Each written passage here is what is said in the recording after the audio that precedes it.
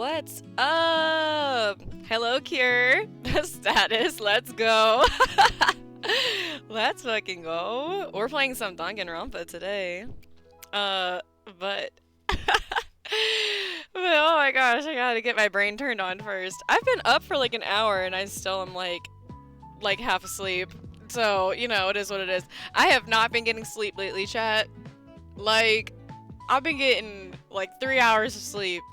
And we're we're dying just a little bit, but it's okay.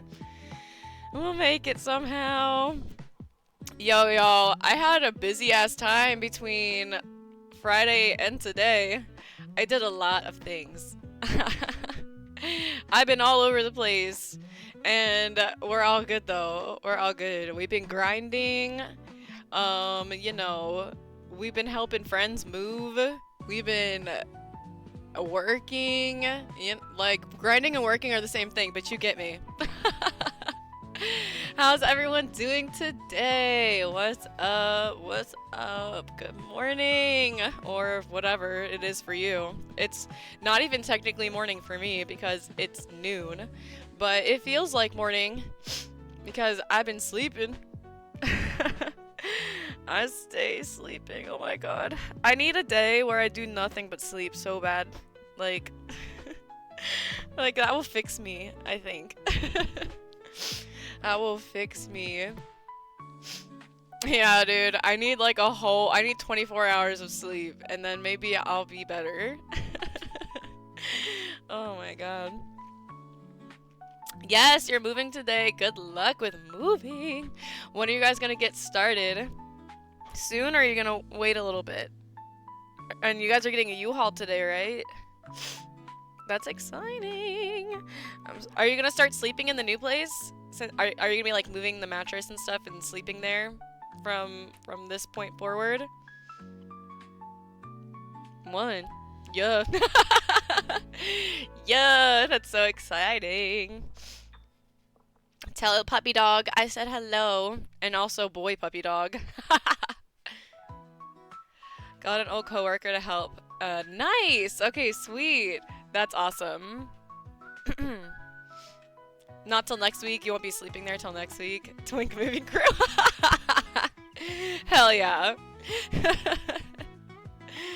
Hell yeah. I love that. I wish I could come help today, but we have a packed schedule. He a cat. Oh, true. Okay, fair. Okay. Alright, puppy dog and little black cat boy. Oh my god. Can I, like, talk, please?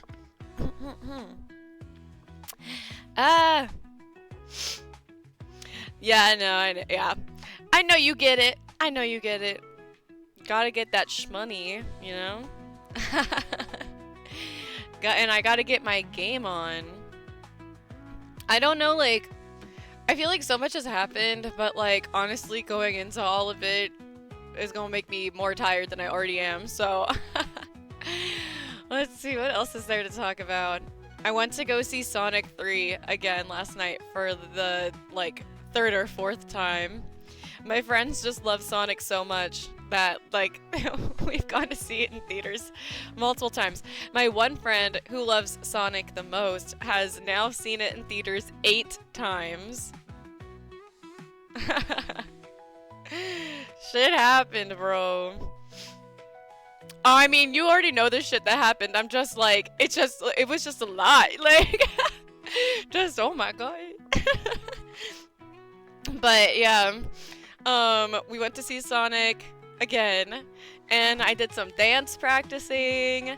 I really was not confident in my choreo for Guilty Eyes Fever.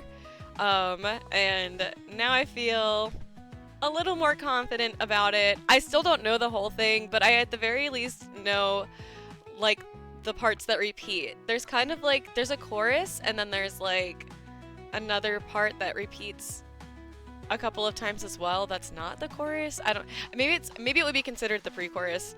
But I've finally nailed the choreo for those, so I now just need to get my shit together for the choreo for the verses. So we're getting it. Mia when Spider-Verse 3 comes out. Yo, so true. What's up, Ayumi? Welcome in. Thank you for the Hydrate, Unshrimp, and Snack Check. I appreciate the care package. Dang, why my internet being away right now? I appreciate you. I don't know what I got for snacks right now. I have like a little snack cabinet next to my desk. We gonna eat a protein bar. We're gonna actually have some calories so we don't starve to death while using our brain to solve murder mysteries on Danganronpa. How are you today, Ayumi? How's your day been? And how was your weekend? How was everyone's weekend? Haven't seen you guys since Friday. Been a minute. Been a hot minute since we all hung out together like a family. This is like our special family dinner time. I didn't hear a word you said with those ads. Well, I thanked you for Hydrate, Unshrimp, and Snack, and then I asked you how your day's been and how your weekend was. Do anything fun? Anything exciting happen? Any fun updates?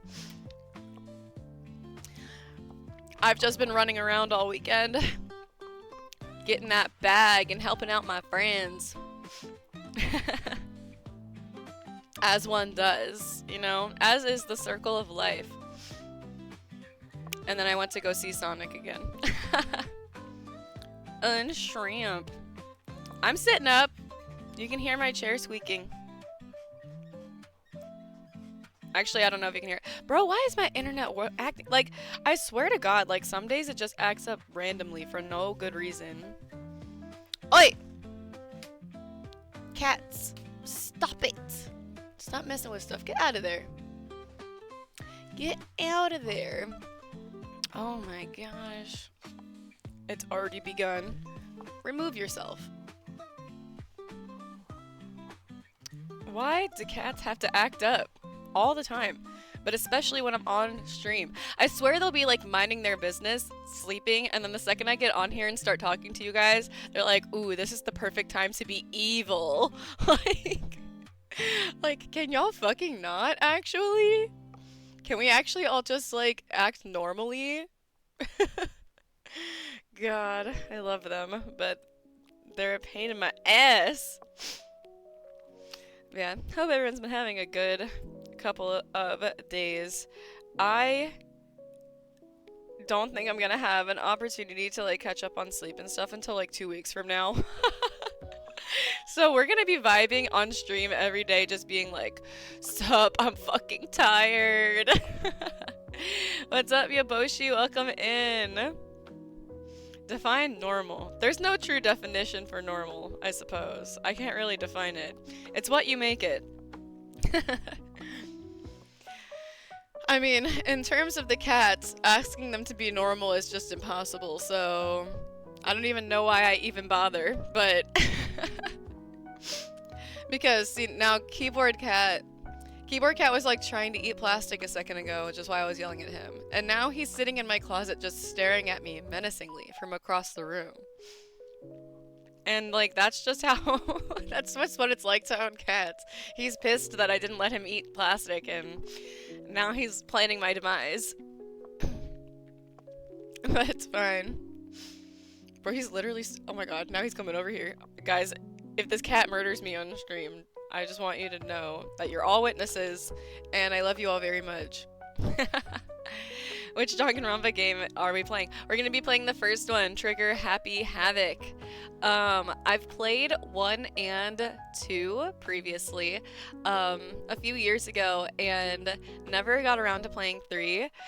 But I really want to play 3, and I just want to play the first 2 games as a refresher, and also, like, I genuinely barely remember what happens in these games. Like, I have a vague idea, but I don't remember the exact things that happen, so we're just gonna play them again. And we're on chapter 3 right now. Yeah, the first one. Megan was a bit eventful, but all I'll say is I was part of a protest. Oh, that's cool. Getting out there, getting in the streets. I love to hear it. We love protests. I go to them often. Gotta stop my cat boy from eating plastic too. I get it. For all the microplastics. First one, yeah, the first one. Yeah, we're gonna be playing all of them eventually. Slowly but surely, we're gonna make it through every single Danganronpa game on stream. We started playing the first one a few months ago, and then I took a break, but now we're back at it again. But it's been a while. I played some on Friday as well, but we didn't get very far because I was finishing up A Date with Death, and then we started back on Danganronpa. I feel like we're maybe 1/3 of the way through chapter 3 because like a body hasn't been discovered yet, so we haven't gone through the investigation, and then we still have the class trial. And I have to get off stream today at 4 o'clock. So I don't know if we're gonna finish this chapter because the class trials take so fucking long. And also, since it's been months since I played it last, I forgot all of the different things that you're supposed to do when doing the class trials because they only give you the tutorial one time. So, it's going to be an experience, and we're gonna make it through together. I don't think you'd participate in this one specifically. Maybe, maybe not. Who knows? Second is peak, and third one is second best. Yeah, I know a lot of people say that the first one is like the least liked. But I mean, I like them all. Like, I mean, they're all just like so wacky. Like, what a franchise Danganronpa is. You know, like they're just so insane. You won't finish this chapter for sure. Yeah, I don't think I will. Well, okay. Which one of you told me that like the fastest speed run is like 3 hours or something like that? That's crazy to me that someone could play the entire game in 3 hours. But that's not me. Anime Among Us, no, literally. Anime Among Us with like the most wacky stakes possible.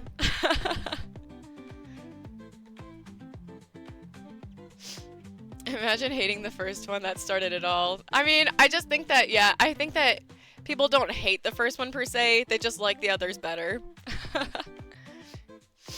Danganronpa made some of the worst, cringiest people I've ever met. Yeah, yeah, the fandom is the fandom's a lot. I remember, like, it was around, I can't remember exactly what time frame, maybe like 2019, 2020, which was actually the time I was like playing it. Like, it had a resurgence on like social media, and people were making like crazy cosplays and like TikToks and stuff for Danganronpa. 3 hours, 15 minutes, and 36 seconds. Yo, dude, that's literally so insane. Like, it takes me longer than that to get through half of a chapter. Like, oh my god. How did they do that? They weren't fucking around. They were like, alright, let's fucking go. I don't hate the first, it's just boring. It's just the most boring one out of the 3. Yeah, I think it's also, you know, it's like the first one, so like the studio probably wasn't sure how well it was gonna do. Probably had like a lower budget, and like, you know, it was like setting the stage for the other two since they're all connected.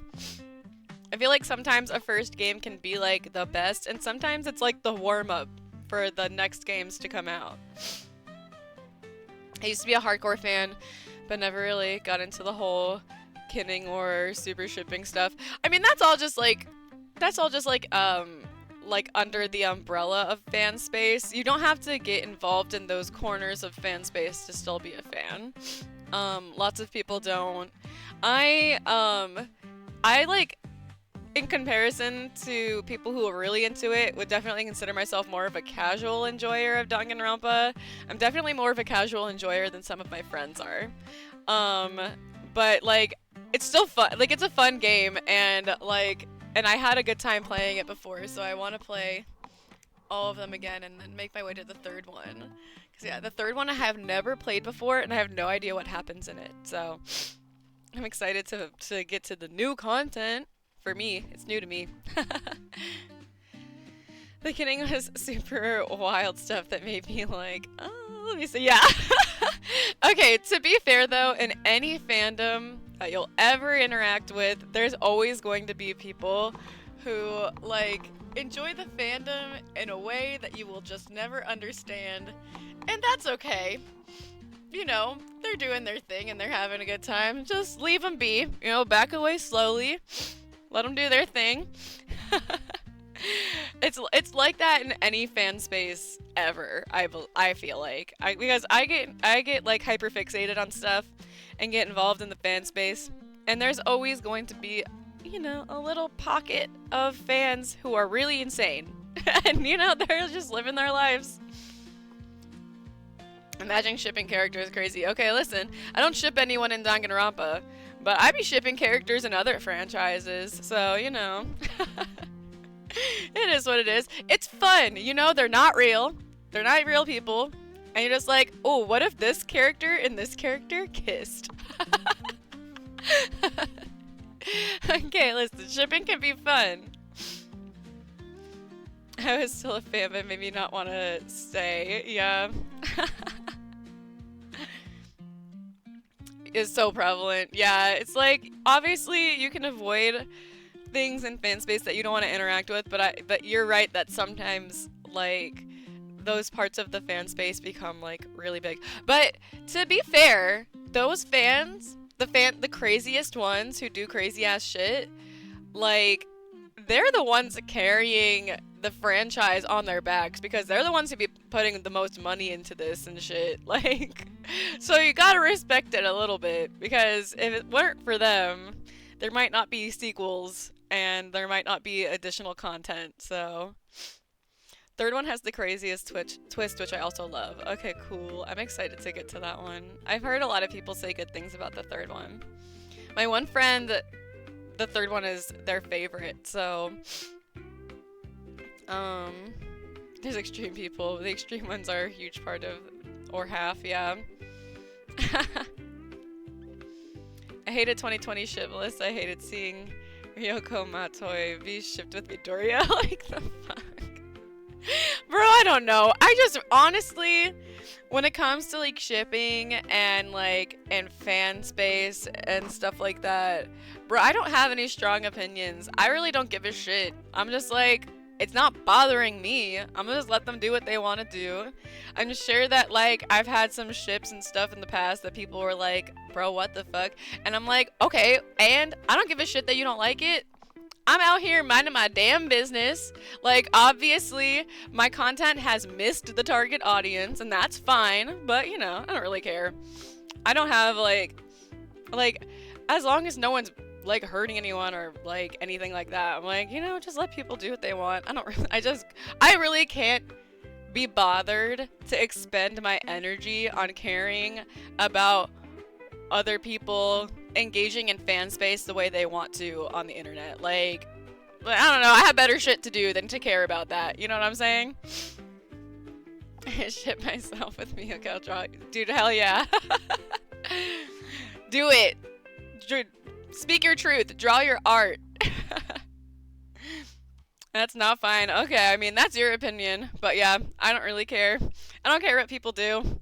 Let them do whatever they want. Like, it's literally just games and anime. Like, it's not the end of the world.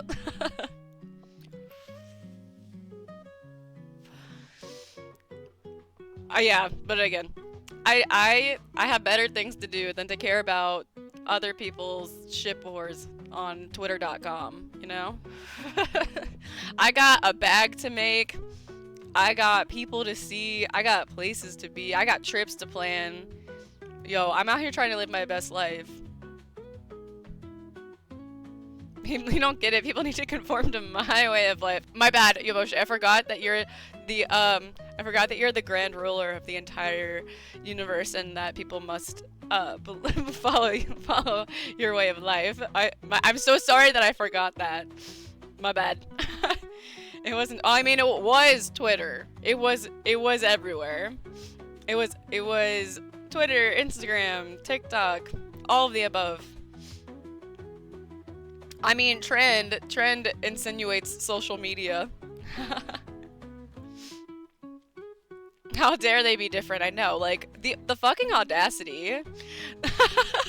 My fam, I'm so thank you for your forgiveness. Oh my gosh, I don't know what I would have done if you hadn't forgiven me. I would have just absolutely ruined my entire month. Like, they would have ruined the tour, truly. But we're all good now. Yeah, no, okay, guys, listen. Okay, just to give you guys some perspective, and you know, to out myself a little bit, and show you guys where I'm truly coming from. My hyperfixation that predated Stray Kids was My Hero Academia. So, I was deep in it, you guys. And I mean, like, I'm really behind now because I fell out of it. But I was deep in it for at least 2 years. Okay, like, 2 years of my life was spent deep in My Hero Academia fan space. And, and I fucking loved that shit. And y'all want to know what my most favorite shit was? Because here's where I'm gonna out myself. My most favorite shit is Baku Deku, and it still is. Like, if I were to get back into My Hero Academia, we'd be right back on that train, bro. I love that shit. I ship Baku Deku so hard. That's my fucking shit right there. So listen, and people be hating on that ship. I mean, half the people love it and half the people hate it. So, but do I give a shit about the people who hate it? Absolutely not. I'm out here minding my business, having a good ass time, okay? It's never about to be given time for me to go back to gambling and drinking now.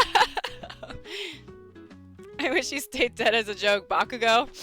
Bro, yeah, like, okay, also when that happened was during the period of time where I was deep in it too. So, like, bro, I was pretty devastated. I was like, oh my god, bro, my boy. I fucking love them so much. So yeah, listen. I engage in that corner of fan space, and I'm chill about it, I think. I like mind my own business. I know there's people in that corner of the fan space who are really fucking annoying. I know, because they annoy me too. Like, even though they enjoy the same thing as me, even I find them annoying. So I get it, but at the same time, I'm like, oh, you're annoying. I'm just gonna not interact with you.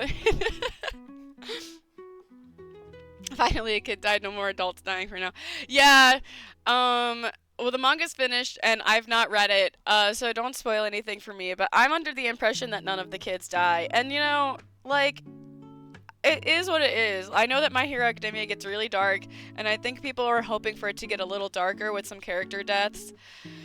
But at the end of the day, it is just like a shonen piece, and like, I guess they wanted it to be more lighthearted by the end. So I don't care. I mean, it's the creator's prerogative. Who am I to be like, oh, your story, that the way that you envisioned it and how you wanted to present it to the public is wrong, and you should use my ideas and my opinions instead. Like, I don't give a like, bro, I don't know. I let the creatives do what the creatives want to do. I can have my opinions on it, but that's neither here nor there. I still enjoy it usually for what it is. Like, I think that there's a fine line to walk between enjoying and appreciating content and media and, like, objectively critiquing it without being, like, away about it, you know? Mineta should have died. Literally zero growth. Bro, okay, but the funniest part is, I don't know, I read this on the internet, and obviously everything you read on the internet is true, but this might not be true. But I read that Mineta is, like, a self-insert character for, oh my gosh, Togashi? God, I forgot the name of the creator. My Hero Academia mangaka. No. Horikoshi. I read somewhere that, like, Mineta is literally like a Horikoshi self-insert, which is just wild to me. What's up, Frigafrag? Welcome in. How are you today? Hope you're doing well. We're just talking about... We started off talking about Danganronpa because I'm about to play some Danganronpa today. And then we started talking about how crazy fan space can get. And I'm like, listen, I know how crazy fan space can get because I was deep in it with My Hero Academia. Self-insert being a perv to your high school students. You know, I don't know, man. I'm not, like, it's Japan. It's, I'm here for a good time, okay? Not a long time. I'm here to read the manga, watch the anime, ship my little Bakudeku, and be on my way, alright? When you put it like that. Yeah, well, I don't know, man. People in Japan are fucking freaks sometimes, but, like, what am I gonna do about it? It's all fictional, exactly. It's not real. It's not real. Also, like, Mineta, like, so, like, think about Japanese media is, like, the, like, pervy characters are, like, meant to be comedic relief a lot of times, and it's just, like, a brand of comedy in Japanese media that isn't great, but, like, it's just there, you know? It's, like, it's a part of their media, and so, like... I'm like, what am I gonna do as a white girl living in the United States? Be like, oh my gosh, yeah, the way that you write your media is bad and wrong. Like, okay, no, I'm not doing all of that. I'm just gonna be sitting here just watching it and being like, I have thoughts on this, but like, it is what it is. The Japanese can be the biggest freaks, yeah, dude, especially in their media. Their media can be crazy. I would understand it if they were a perv like Ishigami Yu. Somebody doesn't literally harassment, whatever. Yeah, I don't know. I don't know. At the end of the day, Mineta's dumbass is harmless. So, like, I don't know. But I'm like, I read that on the internet somewhere. Is it true? Who knows? I don't know. I couldn't say for sure. It does the job at being funny at times. Yeah, I was like, a lot of times they use, like, Japanese media uses like pervy shit and like ecchi shit as a source of comedy. Like they use like nudity as a source of comedy. Like it's like very prevalent throughout Japanese media. And that's just like that's like a part of like Japanese comedy that like Western audiences do not like really vibe with, but like again, it's their media. And it's how they do it, so... Here's a full 6 minutes and 20 seconds of Mineta harassing the cast. Over the course of the entire anime, over the course of the entire anime, 6 minutes and 20 seconds isn't that long. The anime is long as shit and it's not even done yet. Also, like, since it's kind of shifted to being more serious, that's only... Okay, even only being one season... Like, that's not even the length of an entire... That's like 1/4 of an episode. So, you know. Consecutively or collectively. I would assume collectively. I don't think that Mineta ever gets that much screen time. Because, like, bro be on the screen for, like 30 seconds tops. And then they switch to something else because he's, like, an unimportant side character. So... Yeah, I doubt he had an entire 6 minutes and 20 seconds of screen time in a single episode, ever. Except for maybe, like, in the manga, I don't know how far the anime has gotten, because I've fallen behind on the anime and the manga, but when I was last reading, like, I was ahead of the anime, and I don't know how far it's gotten, but, like, there are parts in the manga where, like, shit gets serious and everyone's locked the fuck in, and I know that he gets a couple of moments of like longer screen time in those periods of time, but his character's not being used for comedic relief in those periods. Like it's like fight scenes and stuff like that, so it's different. But yeah, bro is not a popular character in the Japanese audience or the American audience, so he doesn't get a lot of screen time in general. He needs to sleep because I don't remember nor believe he had 6 straight minutes of sex. Yeah. Well, like, especially, like, consecutively in, like, a single episode. Like, no way, man. No way. He doesn't get that much screen time. He's not an important character. None of the, like, really the only characters that get, like, a significant amount of screen time are Midoriya, Bakugo, Shoto, and then, like, some of the pro heroes, and, like, then like the big three upperclassmen, like the main characters, the important characters get like long periods of screen time, and then everyone else kind of just gets bits and pieces here and there.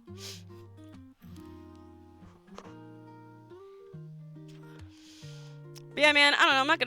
I'm not gonna sit here and dog on Horikoshi's like writing style and shit. Like, bro, he's the one making bank.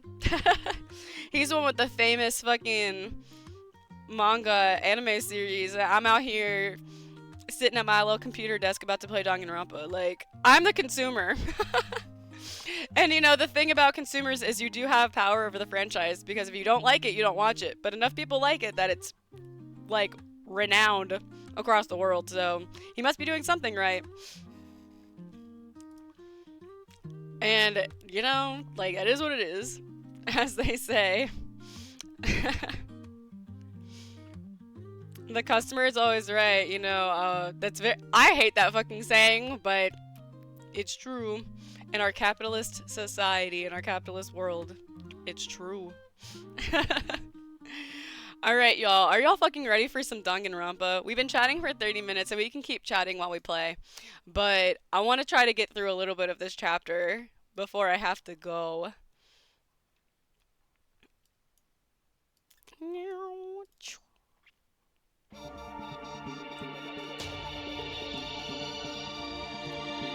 Wrong side. This shit's loud! Oh my god! Is that better? Okay. I'm like, let me test the audio. I think that's good, right? Makoto Naege, I love you. That's my boy. Skip. Can I skip this? Girl, please let me skip this. There we go.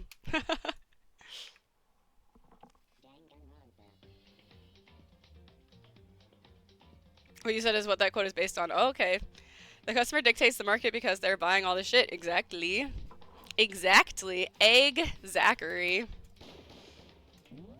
Alright, let's load this motherfucking game. I think we were like we have free time right now. Where the freak are we? Wait, how do I pull up the like chat log? Not that. Okay.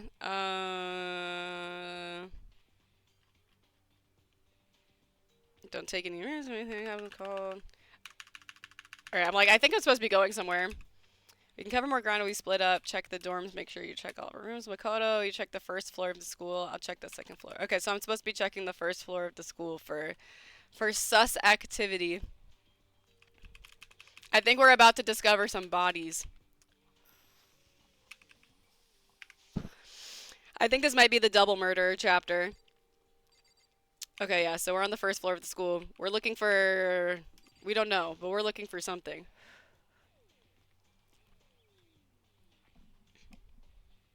Well, there's nothing in here. Should I look for coins while I'm walking around? I don't think there's gonna be more coins, because we already did it this chapter. Ah, fuck, wrong button. I don't think they re-up the coins until the next chapter. I wish I knew where I was supposed to go, but I forgot. Nothing in here. Oh! Alright, someone screamed. Hina is supposed to be checking the third floor. There's no time to think. I was running for the stairs before I knew what was happening. Okay, let's go! We're gonna find a body! I flew up the stairs leading to the third floor. Right away I saw her standing there in the hallway. Hina, what's wrong? It's awful. The rec room door was open. And when I looked inside, I saw... Alright, I think we found some bodies. Alright. Let's go to the rec room. Ooh, Celeste all beat up. It was Celeste and she was hurt. Okay. What else we got? There's some suspicious shit on the floor over here. Some kind of wooden hammer or something. Pretty strange design. There's something written on the head. Justice hammer? That's the hammer he attacked me with. I barely managed to avoid the blow, but I stumbled and fell. I now curse my lack of daily exercise. You were attacked with this? Alright, Celeste was attacked. Anything else out of place? I guess maybe we're just supposed to talk to Celeste. I was stupid. I got attacked. I'm not sure. Some sort of strange man. A suspicious person whose existence is so unusual, I can't help but call him strange. Without a doubt, it was some sort of strange, suspicious individual. And that man attacked me with the hammer on the ground there.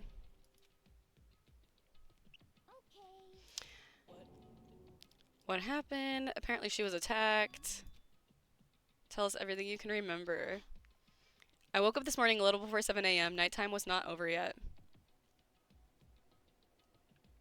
Bodies, dude, yeah. We're trying to find some dead bodies. I'm ready for some bodies to be fucking discovered.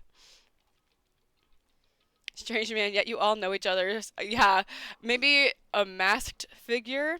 But at the same time, there's only so many people at Hope's Peak Academy. I feel like you could narrow it down based off of height and body portion. I knew it was about to end, so I decided it would be okay if I decided to take a little stroll around the first floor. I understand now that was a mistake. Anyway, that's where I first saw the strange man. I was immediately... Can I not? Can I not? I was immediately wary of him. He was obviously suspicious, so I decided to follow him in secret. As I followed, I saw him go into the rec room. I tried to peek through the gap in the door, which is when he noticed me. And that's when you were attacked. Happened after 7 a.m., just after nighttime had ended. That was about an hour ago when we were all meeting in the dining hall. The attack caused me to lose consciousness, which would mean I was unconscious for about an hour. Alright. I told him I would do anything if he spared me. I offered to lick his boots, whatever it took. It is a necessary skill for survival. Anyway, the important thing now is that we go search for the suspicious individual. If we don't hurry, this could become a serious problem. What do you mean by that? When I looked in the rec room, I saw that the suspicious man was not alone. He had Hifumi with him. After he attacked me, he dragged Hifumi away. Did anything particular stand out about this guy? Rather than trying to explain it, it would probably be faster if I showed you. This is Hifumi's hand-me-down camera. I was able to photograph the suspicious individual without him realizing it. With that strange comment in mind, we looked at it. Okay. Okay. I forgot. I fucking forgot about this. And I don't remember who the perp is either. The scuff marks on Celeste's face? Yeah, I don't know. CinemaSin. Robot costume, as I said, very strange and suspicious. So this weird robot guy dragged Hifumi away. And I took this right after being attacked. In other words, a full hour ago. Which is why if we don't hurry, it could become a serious problem. The point is someone dressed like that dragged Hifumi away and happened over an hour ago. Unfortunately, I think Hifumi survives this. Alright. Headed towards the stairs leading to the second floor. He must be down there. That's where Kyoko was supposed to be. If the strange man did head to the second floor, Kyoko might run into him. We have to hurry. Alright, let's run. What's going on? You guys playing a game or something? Does it freaking look like we're playing a game? Have either of you seen Kyoko or Hifumi? I heard some kind of uproar, so I came running. Anyway, you guys can you guys help us look for them? It sounds like something interesting's going on. Her voice echoed down the hall in vain.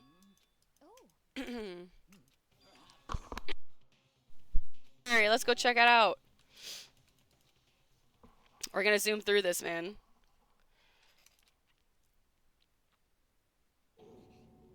Yeah, I was like, unfortunately, Hifumi fucking survives. For now. We found Hifumi seriously injured. Glad to see you're still alive. How did you get hurt? That guy hit me. What are you talking about? Alright. Oh, there's another hammer. But it's number 2. Justice Hammer 2. And it's bigger than the first one. A hammer that big, I'm surprised you're still okay. Protein helps heal wounds. Would you like some? I don't think that's true. You think you remember who? Yeah, maybe it will come to me as I continue to play, but I don't remember who this one is.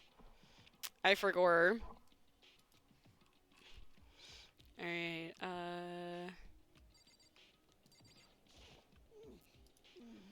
that guy was Robo Justice. This Robo Justice you are referring to.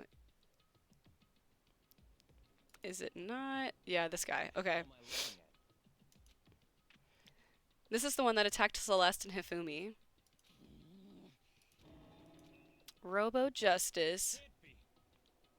Protein repairs cells, technically, so yes but no. I just feel like it doesn't have the healing properties that Sakura is trying to claim. It doesn't heal wounds, but it helps with recovery. Muscle recovery more than anything. Yeah, I don't think it would help heal a bludgeoning wound to the head. I mean, maybe a little bit. This keeps getting stranger. Oh! Hi, Monokuma. A robot of justice, huh? Now things are really starting to get exciting. What kind of special moves does it have? Can it fly? Can it combine? God, he's so annoying. Yeah, blunt force trauma, no, but recovery bit. Yeah, that's what I was thinking. Yeah, like literally imagine being like, yeah, I just received like a blunt force trauma wound to the head, and then someone's like, oh, here, eat some chicken, this will help. Like, thanks, I guess. Don't talk about my goat like that. What, Monokuma? I'm a shit talk Monokuma till the day I die. I mean, I like,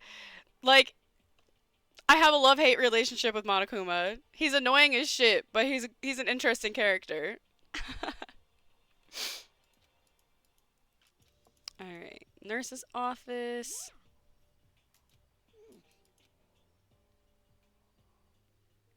He's the goat. Okay, alright. Alright. I believe you. We'll just... I'm still gonna shit talk, though. Alright, nurse's office. Still kind of dizzy. Bro, you shouldn't sleep if you have a concussion. The Justice Hammers seem to be increasing in size. First 1 and now 2. If there's a Justice Hammer 3, we can only assume it's even bigger than the first 2. You want to know what I want to know? How the fuck in this school isn't that big. How is someone hiding an entire ass robot costume? Like, where are they hiding it? And I think the obvious suspects would be people who aren't present right now. If you got hit with anything bigger than that, you'd be dead for sure. Tell us what happened. I woke up early this morning and started looking for alter ego ahead of everyone else. I went to the 3rd floor, and that's where the strange costumed man attacked me. That must be what I witnessed around 7 this morning. After that, he dragged me to the library, and whack, down came the hammer. That must have been 30 or 40 minutes ago. Around 7:30, in other words. We would have still been in the dining hall. Which means Hina, Sakura, and I were together, and Kyoko was still with us. So, we all have alibis. I was in the laundry room doing my laundry. His black underwear is as black as the pitch black darkness of the blackest night. God, she's so weird. Why do you know that? Isn't it obvious? 'Cause I was peeking. Anyway, so that means Byakuya and Toko were together at the time. You have 3 floors to explore. Yeah, but we all split up. So, like, there were people on every floor when we were searching. And it's like, I don't know. I feel like if someone was running around with a costume They wouldn't be very quiet. Like, I feel like they'd be easy to find. Meaning they also have alibis. The only ones who don't have alibis for when Celeste and Hifumi were attacked are Hiro and Taka. What happened to Kyoko? I haven't seen her anywhere. She was supposed to be checking the second floor, but I didn't see her up there at all. She might be exactly as I suspected. Kyoko was with us in the dining hall when Celeste and Hifumi were attacked. I'm referring to what we talked about last night, who the mastermind's spy might be. This woman, who seems almost eager to handle dead bodies, hasn't even revealed her true identity.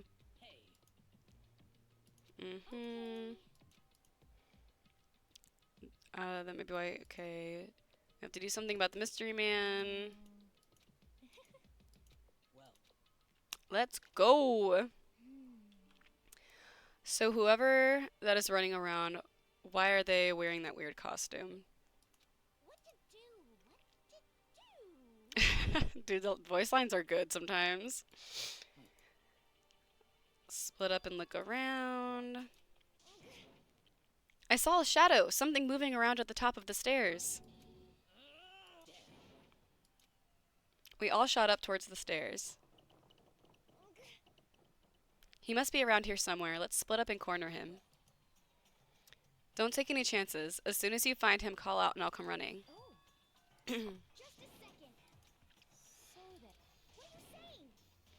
Alright. Alright, we're gonna go looking. If we run into the person, we're gonna scream. We spread out in every direction to track down the costume suspects. Alright. Let me check the girls' bathroom. What about the boys' bathroom?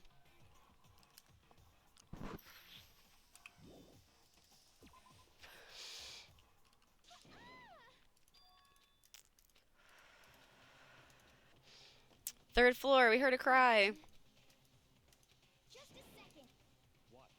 That was a rather intense screen for someone like you. I saw him, the strange costumed man. Oh my god, we saw him! I was blocking the stairs, so he headed further down the hallway and disappeared. Oh, back to her normal self.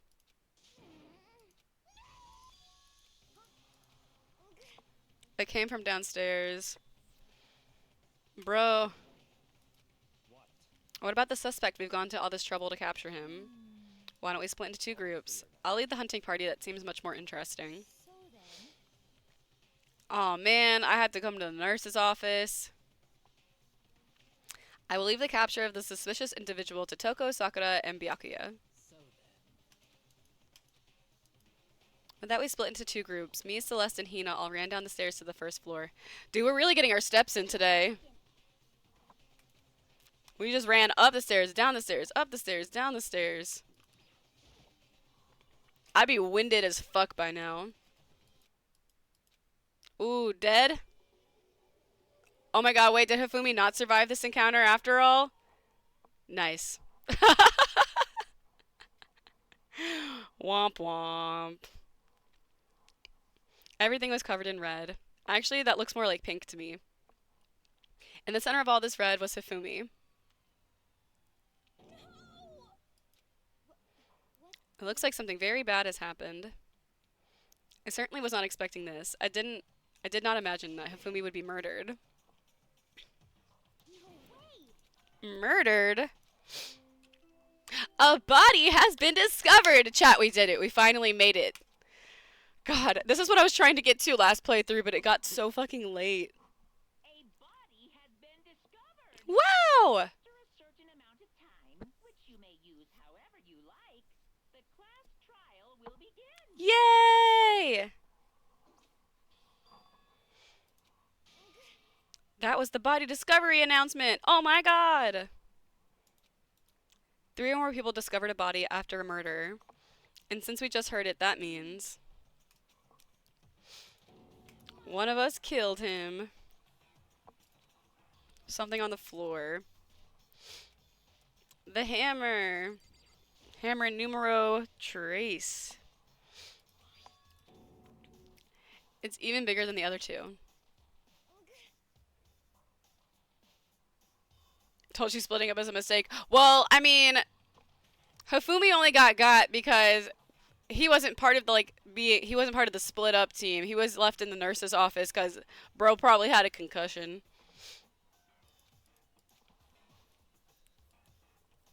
There can be no doubt that the suspicious individual, the culprit, must be Robo Justice. Whoever is hiding in that costume is the one who killed Hifumi.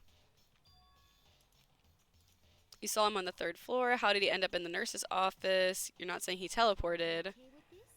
We'll figure that out later. Right now we have to tell the others.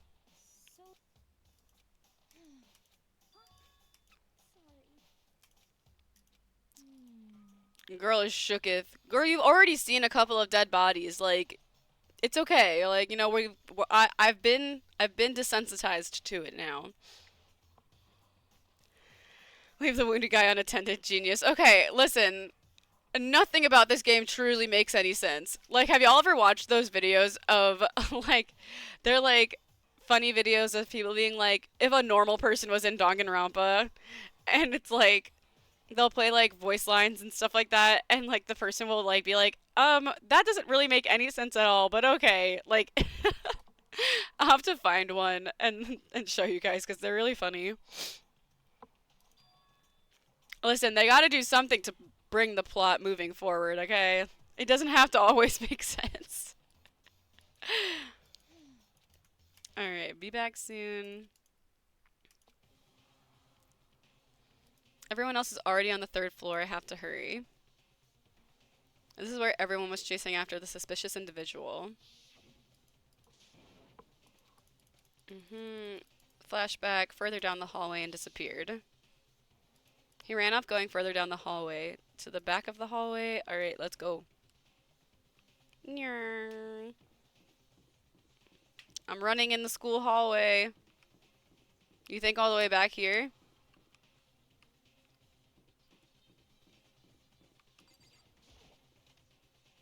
Or maybe the art room?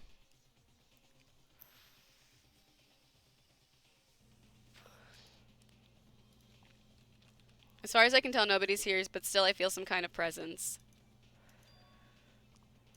Presence is coming from the back. The back room, I guess. I left through the doorway, and when I did, I found another nightmare.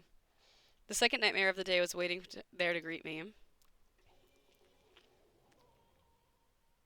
Dang, it is the double murder. There, in a pool of his own blood, was Taka, dead. Chapter 3. We've made it halfway-ish. I feel like the investigation and class trial are longer than the beginning part, though. I'm gonna go order some Mondo butter. We ain't putting that in the kitchen, bro. No Mondo butter in the kitchen. I'm not putting that shit on my toast. Afumi's body was discovered in the nurse's office. Taka's body discovered in the equipment room. I was witness to two nightmares, one right after another.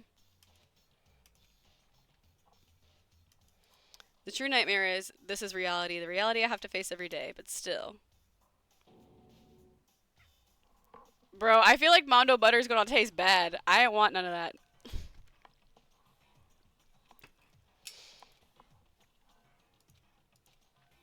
Oof.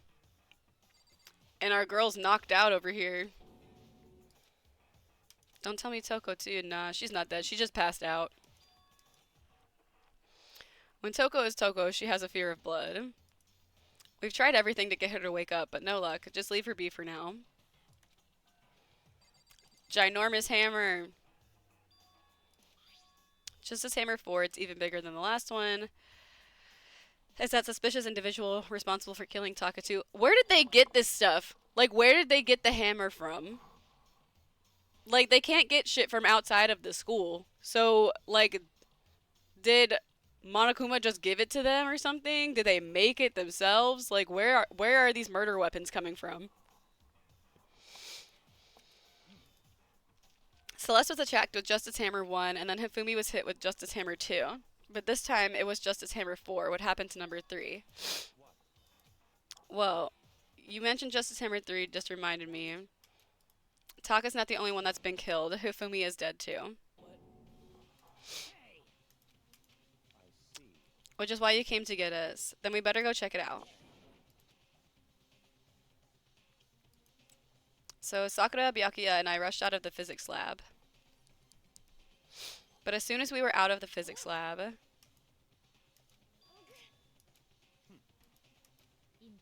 well, that's not all. It's gone. It's oh, his body's gone. This is what y'all get for running around like chickens with your heads cut off. Don't leave the scene of the crime unattended.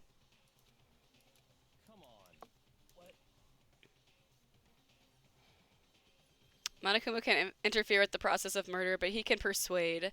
Yeah, so that's what I'm like. Where are y'all getting these motherfucking weapons from? Like, where did these justice hammers come from? Did someone pull them out of their ass? Like, hello?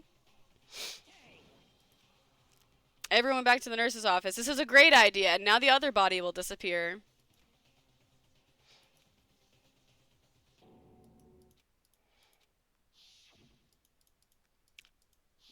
Body is gone, bro. Also, Hifumi, y'all know Hifumi must be heavy as shit. Like, how did someone lift his body and move it? Who are all the students? I forgot all the students we have right now that are still alive. Who would? Okay, dead, alive, dead, dead, dead now.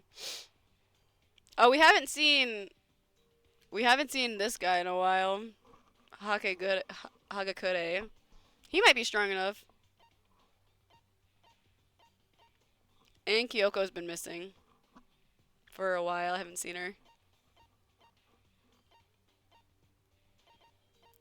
Just based off of what I already know, I think it was probably Hero. And I'm like, that's easy. Like, why do we have to go through all of this crazy investigation and like class trial when I'm pretty sure this is the obvious answer? And I also do know, I recall from my first time playing that he did commit a murder. So I'm like, I think that's probably Hero.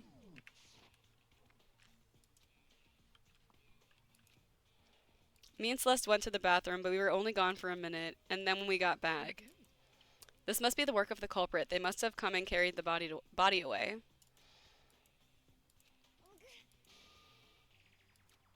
No, Celeste is freaking the fuck out. First there were 2 murders, and now one of the bodies has been taken. This is unnatural. Talk has been killed. We found him in the equipment room. Bro, they're freaking the fuck out.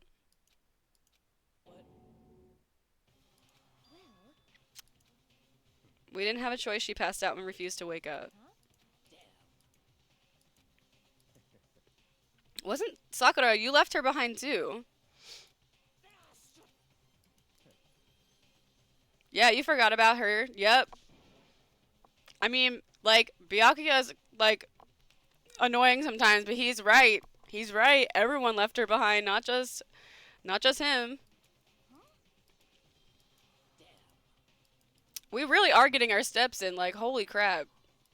How many times have we run up and down the steps from the first floor to the 3rd floor? I'd be like, okay, guys, I'm actually gonna need to take a breather in my room. I'm gonna lock the door. Don't worry about me.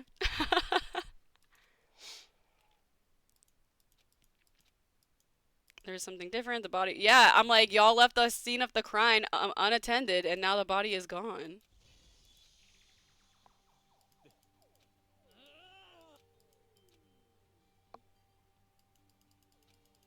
Womp fucking womp. We're losing evidence as we speak. Obviously, whoever did this has hidden the body. Our costume suspect is clearly continuing his crime spree. We gotta hurry up and catch him before he kills all of us. You don't have to worry about that. It's against the rules. Who could possibly be responsible for killing and hiding these dead bodies? When Hifumi's death cry went up, everyone here was together on the 3rd floor. After that, we split into two groups, and now this time you all came here as a group from the nurse's office. In other words, the only ones who could have done this are Hiro and Kyoko, who are still missing. Kyoko has an alibi for when Celeste and Hifumi were attacked. There's no question that she was in the dining hall with us. Perhaps you're in love? I mean, I am, but that's besides the point. Kyoko is a baddie, okay? The suspicious individual we're looking for can be none other than Hiro. Which further means there'll be no more murders. The regulations are very clear about that. As long as the rule is in place, yeah, you can only kill 2 people. Yep, yep.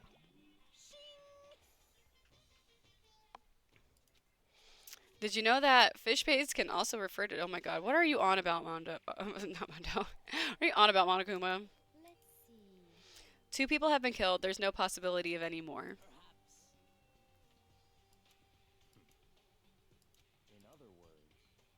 Alright. Let's like search for the bodies. 2 people have been killed and their bodies have been hidden. The only one without an alibi and the only one who could have done it is Hiro. But is he really the killer? What about Kyoko? If she's not involved in this case, where did she go? We need to find those bodies or our little narrative here can't move forward. There's no need to be afraid. No more murders will take place during this case.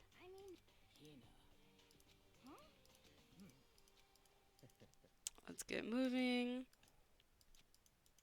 The girlies gotta stick together. Okay. I know we're supposed to be searching for the bodies, but I wonder if it will let me look at the crime scene.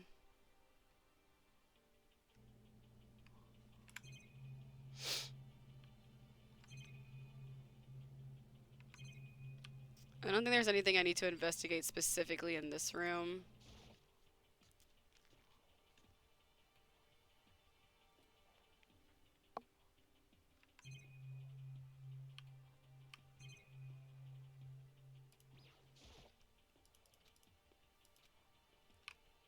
Yeah, I don't think that I'm gonna be able to like investigate the crime scene until this moves forward a little bit.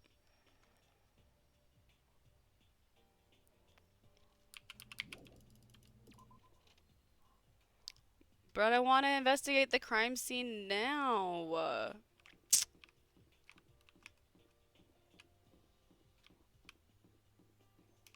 I guess we'll just check random rooms until something happens.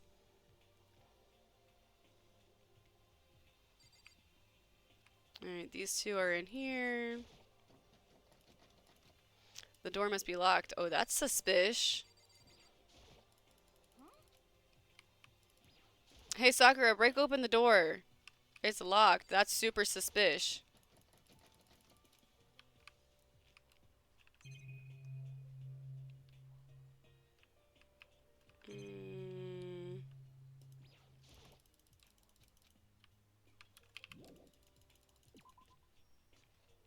Alright, well, the door to the back of the art room is locked.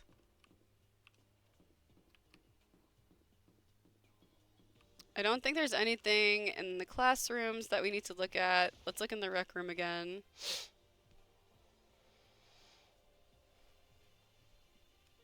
Just the hammer.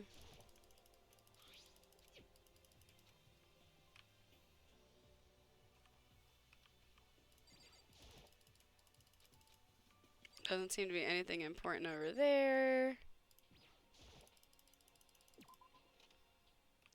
Oop. Why are you just standing there? We need to get the repository. I found them. Hifumi and Taka's bodies had both been hidden in the repository. Well, the door was locked, so...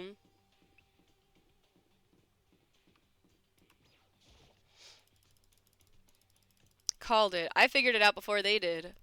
I just didn't have the strength to break open the door.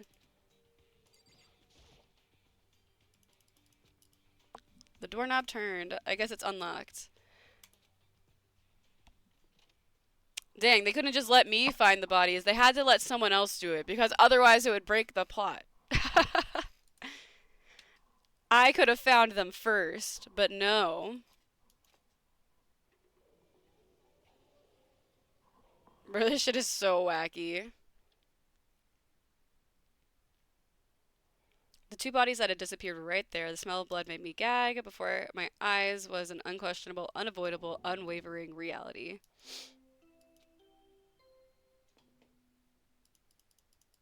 I guess because only two of. Body had been discovered after a certain. Yeah, yeah, yeah. I guess maybe not enough people had looked at Taka's body. It's the Monokuma file. Oh my god, okay. I was going to hand them out when you found the bodies the first time, but I thought something might happen. It was really hard to resist, but turns out I was right. Punishment is waiting for you. Now make sure to investigate with all your mental might and prepare for the class trial. See ya later. I'll be surprised at this. I like kind of remember what happened, but I kind of don't at the same time. Like I remember I think in this particular one I was kind of like, "Oh my god," like when we finally got the whole story and we finally solved it, but but I like don't remember exactly what happens. Now that we found the bodies, all that's left is to uncover the culprit. That's terrible. It's okay, Hino. Listen, some people are cool, calm, and collected, and others aren't. Who would do this? Why? Why? Large wet tears fell from her eyes. The tears landed on Hofumi's cheeks. If this were some world of make believe, that might have been when Hofumi opened his eyes. But this wasn't a movie.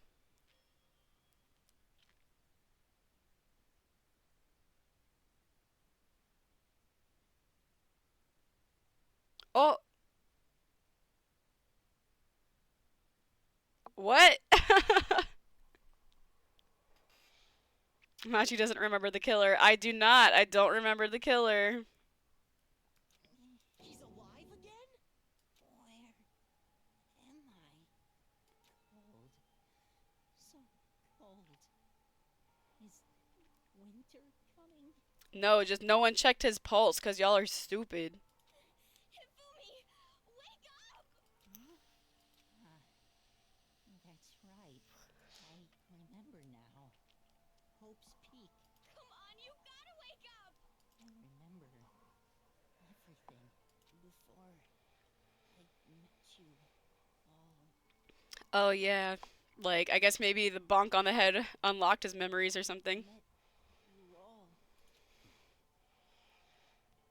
No, man, his memories aren't blending together. It's part of the crazy shit that happened here.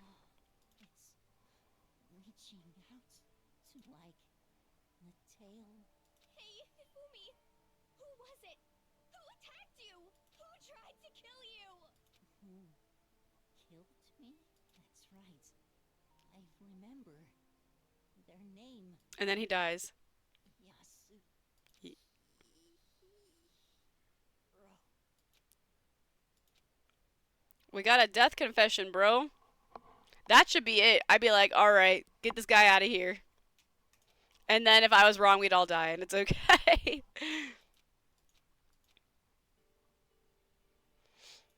No matter how many more of Hina's tears splashed his face, there was no second miracle. Reality set in. Honestly. You have no tears, do you? No blood in your veins, no calcium in your bones. At least you have your meat. You're just angry, going out of his way to return just to leave us with those unnecessary dying words. Now this game has become exceedingly boring. Then That's the only person he could be referring to. Assaulting people and even killing Taka and... Oh, okay. I figured out where they got their weapons from. I'm like, it's staring me right in the face. They just painted them. Okay. The hammer's on the wall in the repository. A criminal that hides his face behind a mask and uses a bunch of giant wooden hammers. Is that what Hero is? what is this? If it's true, I can't forgive him. No way I can ever forgive him. To kill two of our friends. Anyway, it's about time we track down the culprit in our little life or death game here. Although, this time it's not all that life or death. The trial will conclude without much trouble. I feel like it is him, though. Like, I remember there being a class trial where he was the culprit.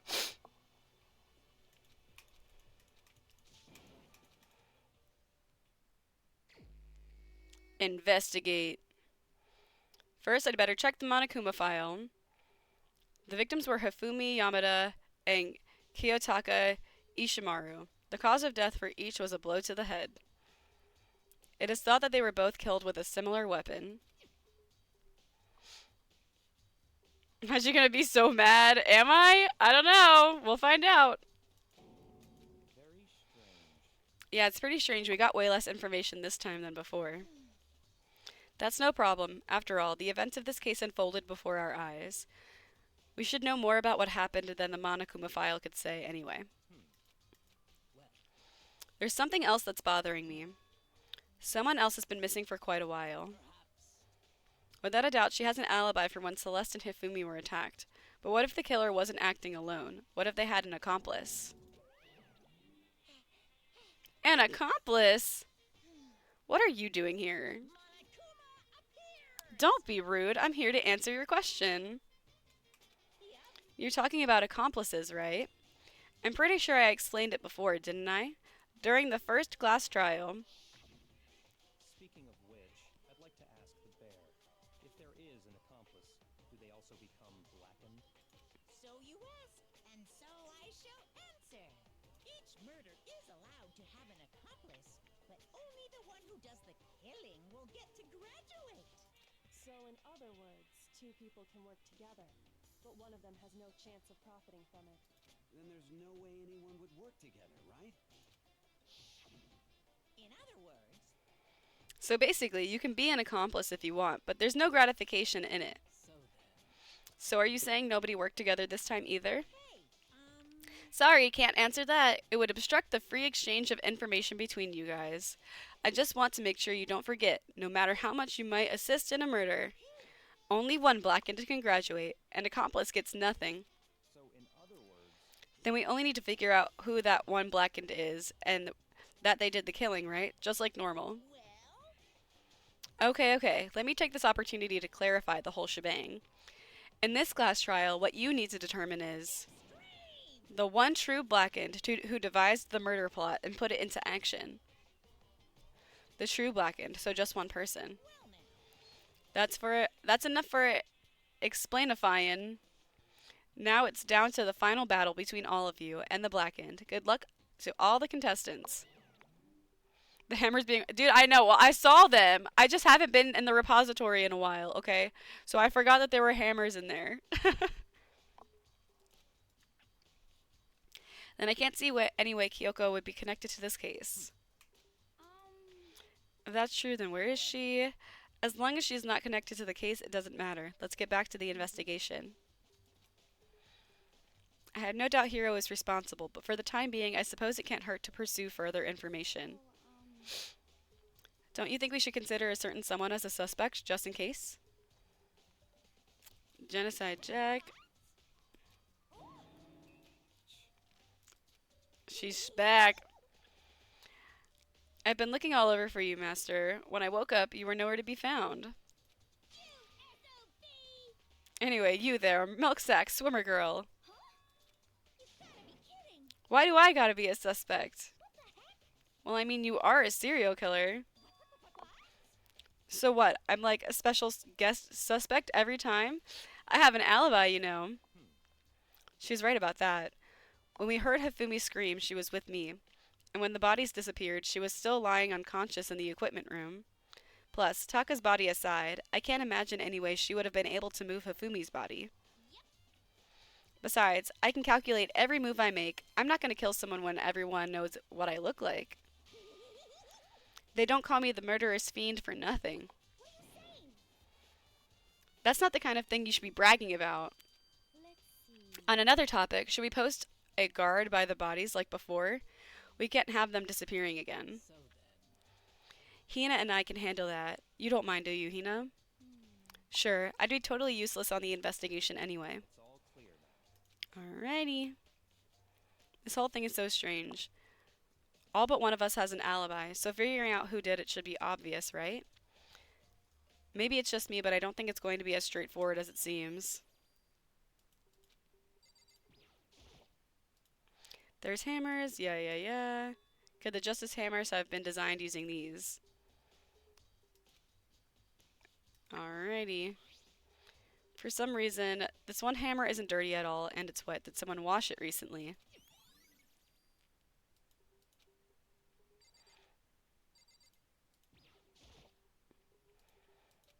According to the Monokuma file, he died. Justice Hammer 4 was near the body. Is that what was used to kill him? There's a tarp laid out under his body. Did the killer use this to move Taka's body? That way there wouldn't be any blood left behind while the body was moved.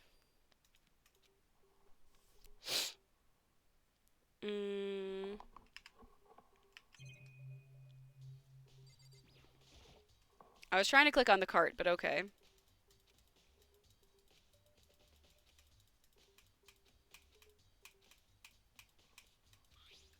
If I remember correctly, Himefumi's fatal wound was also a blow to the head.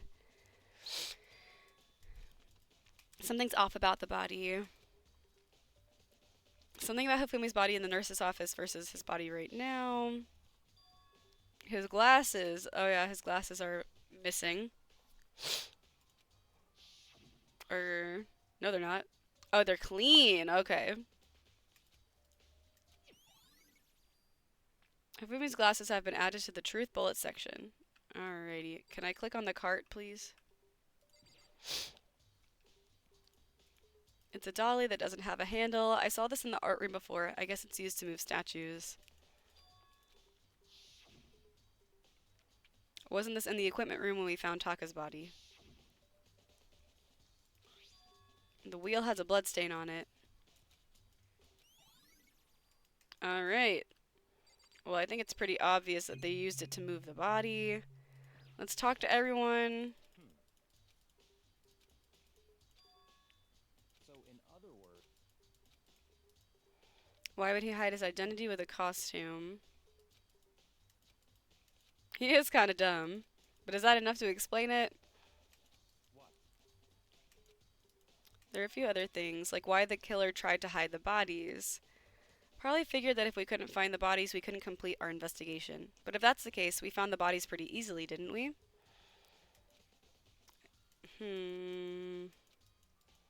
Why did they bother killing 2 people?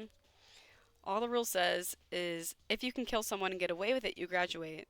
So if you're the killer, your number 1 priority is not getting caught. But killing 2 people means more clues, more chances you'll get found out. That's enough. Goodbye. You're welcome. If you did it, wouldn't have killed him to tell me. Okay. What's up, Sakura? There are many aspects to the incident this time. Considering that it may be good to look back on everything. So then. Sure. Alright, so this morning only 4 of us met at the dining hall. We waited for the others, but nobody showed up. It was around 8 o'clock when we began our search, and soon after we split up. After that, Hina found Celeste in the rec room on the 3rd floor, and then quickly came and got you and me. According to Celeste, she was attacked by a suspicious individual and lay unconscious for about an hour. Just after 7 o'clock. Based on the picture Celeste took, we discovered her attacker was dressed in a strange costume. It also became clear that this person dragged Hifumi away. After meeting up with Toko and Byakuya, we began searching for the costumed assailant. We found an injured Hifumi in the library on the 2nd floor. We took him down to the nurse's office on the 1st floor and resumed our search. But not long after leaving the nurse's office,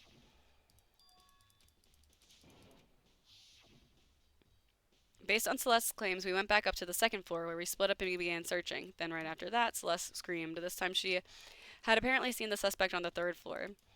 Hearing her screams, we quickly made our way to the 3rd floor.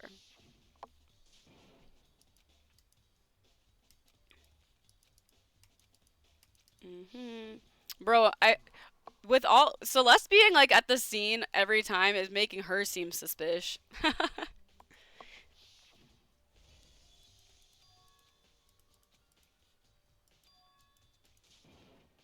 But then again, she was right there when that screen happened. At that point, we decided to split up into two groups. Celestina and I went back to the nurse's office. Yu, Byakuya, and Toko pursued the suspect up on the third floor.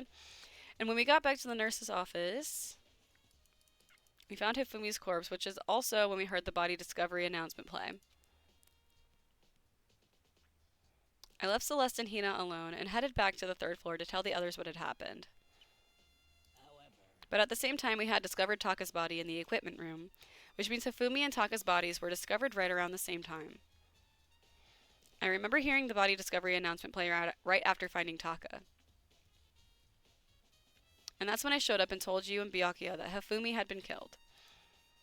Then you, me, and Byakuya headed all the way back to the nurse's office, leaving behind Toku, who had fainted.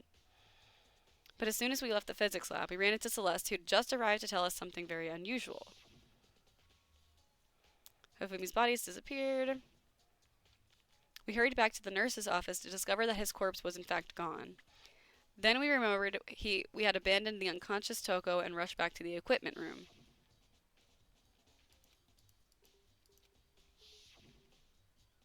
This time Taka's body had disappeared, so from there we began our search for both of the missing bodies, and after some time, Celeste told us she'd found the bodies, and we all headed to the respiratory. Alrighty. And that brings us up to now. Looking back, things have certainly been very active. If you want to look back at the case again, you can ask. Okay.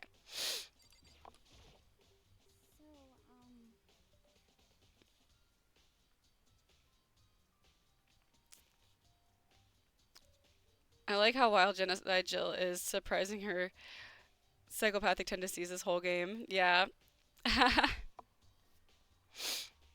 Suppressing her. Yeah, true.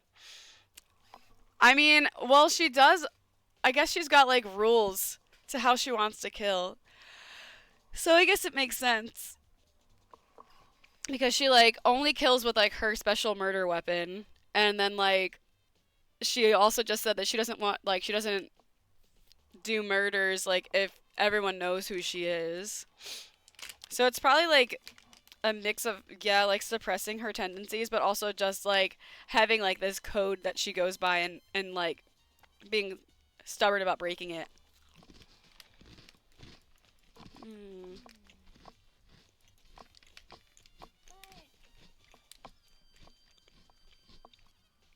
Mm-hmm. It sure was locked. Who locked it and why is it unlocked now? Well, and Celeste is who found the bodies, so how did she get in?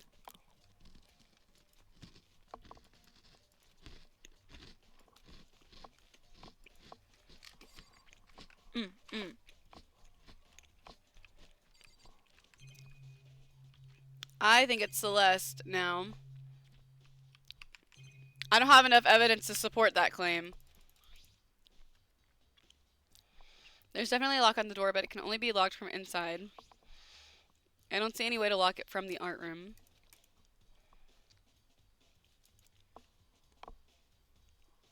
Hina and Sakura confirmed that the door was locked after we started looking for the missing bodies. And the door is designed so that it can only be locked from the inside. When Hina had checked it, someone had already gone inside and locked the door. When they were done, they unlocked it and left, which is why it's unlocked now.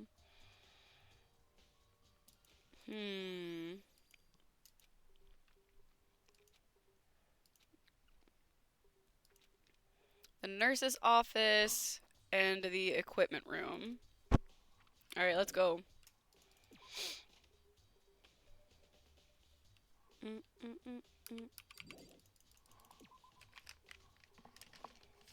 Let's go get our investigation on.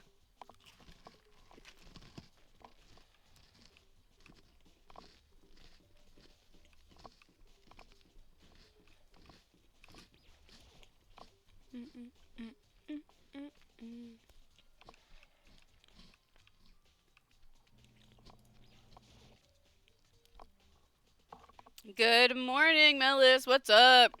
Good gamer morning. We are investigating a double murder. It's the perfect morning activity, if you ask me. There's some kind of tire mark going through the pool of blood in the middle of the room. That reminds me about the dolly in the repository. There was blood on the tire. Could that have come from here? Which could mean that Taka's body was moved from the equipment room to the repository using the dolly. Both rooms are on the 3rd floor, so that should definitely have been possible. Okay, the real question is how Hifumi's body got from the 1st floor to the 3rd floor. Yeah, Hifumi's body was in the nurse's office on the 1st floor. Even with a dolly, there's no way to get it up the 3rd floor. That's a total mystery. Alright. The tarp. Girl, come on. This tarp, I feel like I've seen it somewhere before and just recently too. Like, are you fucking stupid, Makoto? Oh my god. I can't believe that's all we have to say about that.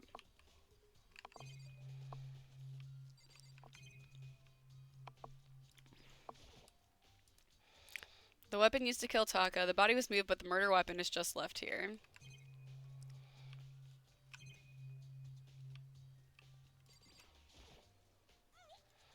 I was sleeping right here when the killer carried the body away. I'm super pissed I missed such an ultimately rare event. Alright, there's nothing else in here, I guess.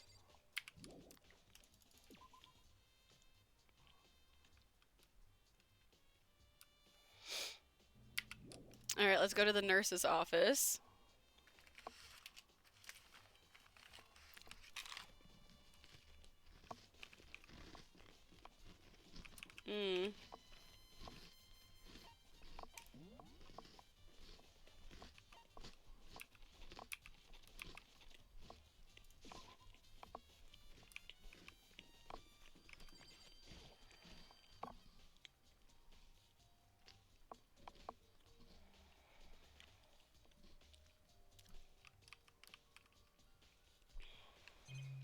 I can't click on the bloodstain? That's dumb.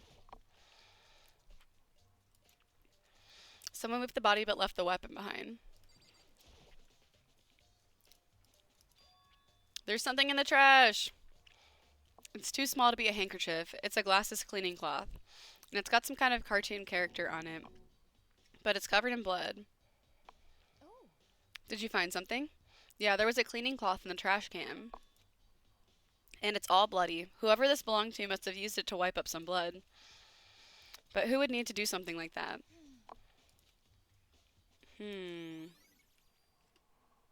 Well, that connects to Hifumi's glasses being cleaned.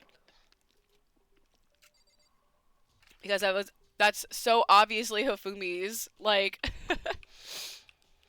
sometimes I wonder about the kids at Hope's Peak Academy, man.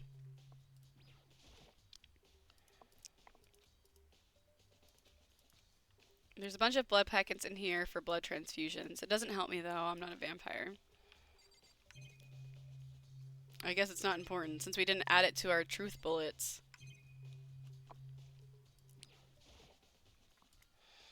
What are you investigating? I'm not investigating anything precisely speaking. I'm simply going around seeing if Hiro might be hiding somewhere.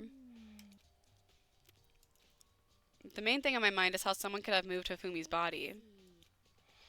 When it disappeared, you were supposed to be in the nurse's office, right? Indeed.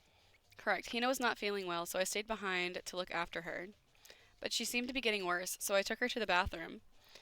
And when you got back, the body was gone? We could not have been gone for more than a minute or so. The killer was able to get in and move Hifumi's body in that short amount of time? To carry off someone as big as Hifumi in only a couple of minutes is... I can't think of anything less than impossible.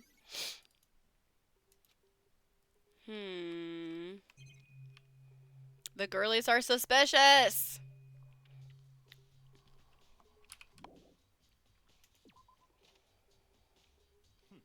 So this is where you were. I've been looking for you. I wanted to thank you for what you did. Not that you meant to, but you ended up making this little game of ours very interesting indeed. You should go to Hiro's room. Oh, and let me give you this. This is the note Hiro wrote to get us all to meet up, right? The penmanship was really remarkable, so it left an impression. Anyway, this makes it clear, right? This is a trap.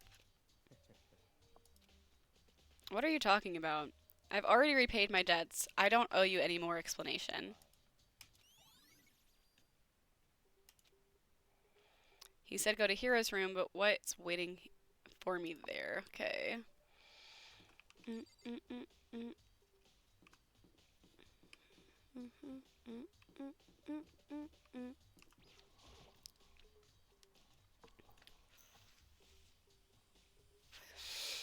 I forgot which part of the hallway Hero's room is in, so we're just gonna have to walk around the whole thing.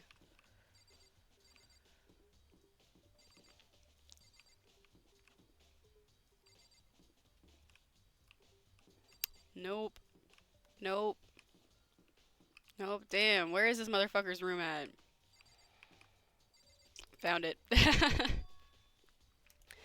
The door is unlocked. I guess I can go inside. Byakuya did say to go look. It might not be a great idea, but I'm gonna take the plunge.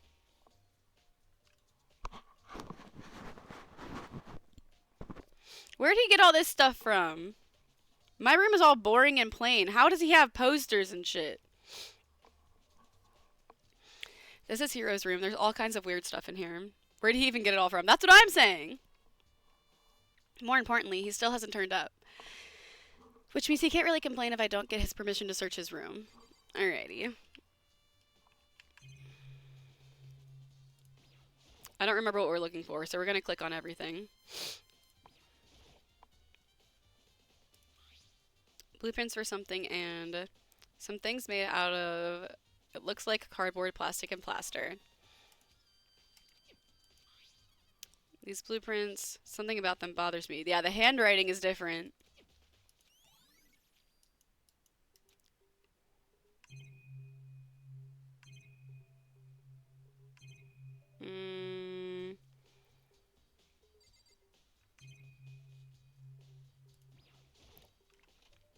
I soundlessly checked the bathroom. There's nothing in here. It's pretty grungy, though. I think that's the only thing I needed to look for.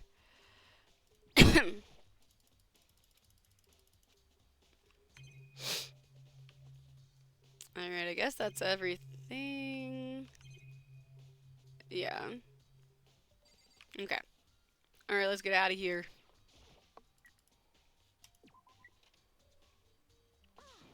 Makoto, big news. What's wrong? We found Kyoko. Is she okay? Where is she? Wait, I wasn't done. There's more big news. Robo Justice showed up too. It's Hiro wearing the costume. Anyway, as soon as you can, head to the pool on the second floor.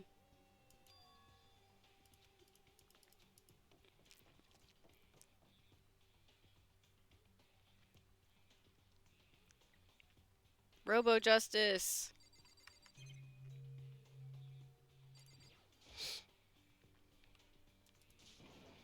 Kyoko and... Phew, man. I've had the worst day. Hiro? I found Hiro. He was jammed into the pool room locker. It looked like he was fast asleep, so I kicked him and woke him up. I still can't believe you kicked me. You could have been a little more gentle about it. Like, I don't know, caress my face or something. That's creepy. Anyway, Kyoko, where have you been all this time? You just disappeared all of a sudden without a trace. There was something I had to check up on. More importantly, does she know people think she might be a spy? First of all, Hiro, you need to explain to us why you're dressed like that. I have no idea. 1 second I was asleep. I don't even know how that happened. Then I woke up, and then I was here. I don't care. Something about that costume. It pains me just to look at you. Well, I don't know what's up with this thing, but I can't actually get it off. A little help? Why would you make something you can't take off by yourself? I didn't make this stupid freaking thing. There's a clasp on the back keeping you from getting it off. It looks pretty sturdy. I don't think you can get it off on your own. We don't really have a choice. Let's help him.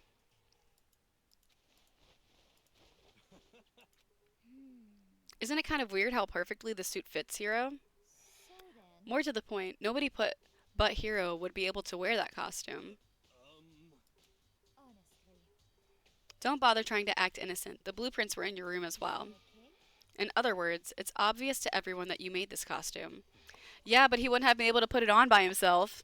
Because if he can't take it off by himself, then he can't put it on by himself. Could it be? Then it's obvious the one who put this costume on and went around attacking everyone was Hero. Shall we tie him up and gag him? The worst. Good idea. We wouldn't want him killing anyone else. Tie me up? Hold on, guys. I think that's going a little far. That's right. He may be a suspect, but he deserves fair treatment. Attacking? Blueprints? I have no idea what you guys are talking about. You can't talk your way out of this. It's been decided you killed them. What? Killed who? I have no idea what you're talking about. There must be a fake hero running around. You're the only one who can wear this costume, so who else would possibly be the costume attacker? Well, the only one who actually saw the costume and was actually attacked was Celeste, and she's also the only person who took the photo. So, yeah, guys. Me personally, Celeste is my #1 suspect. Ain't no way his hair fits in that helmet. True that. They had to shove that shit in there. But yeah, Celeste is my #1 suspect as of right now. Fine, if you're gonna be a jerk about it, I will. Without missing a beat, Hina started putting on the Robo Justice costume. See, look. See how loose it is? I mean, come on. I'm blind as a bat in here. Can't see my feet at all. I'm surprised you got anywhere in this thing. I'm telling you, it wasn't me! And not to mention, you totally can't bend at the waist. Seems like a pretty obvious oversight. Yeah, so I don't think you could commit a murder inside of it. That's not a very nice thing to say. I mean, it's not like I made it. He said it's definitely Hero earlier. No, Hero was just the red herring, and I knew it probably wasn't him. I just did remember, like, later on in the game, he is like, I think he does kill someone later on, but maybe I'm remembering wrong. But yeah, no, I'm pretty sure it's Celeste. If I'm wrong about that, then, you know, Hero was too obvious of an answer, but I had to say it out loud just because, you know? Well, either way, now we know for sure, right? I mean, it seems pretty clear that nobody but Hero could have fit into this dumb costume. In a huff, Hino took the suit back off again. Well, now you're all out of excuses. No, see, it's 'cause you're a girl. If it was another guy, then... Alright, now we're all gonna try on this stupid costume. Just a second. You're absolutely right. It seems this costume was made to fit Hero's body exactly. Oh, I wonder how you know that, Celeste. It's almost as if you framed him. Then there's another costume. There must have been one that looks the same. Honestly. If you insist on the slide of events, then show us some evidence. Evidence? You claim there is another suit, yes? Then you must find it and show it to us. Just the worst. Who cares? Hero's the only one without an alibi during the whole thing anyway. Terrible. Which is how we know it's him. I mean, is that really true? I have no idea what's been happening. Could someone tell me? Alrighty. Girl, I know it's you. Look at you standing there all smug. Looking more like it was a setup. She looks like she's lost in thought.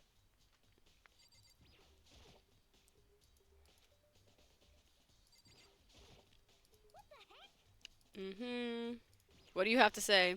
Oh, I certainly did not expect Hiro and Kyoko to turn up at the same time.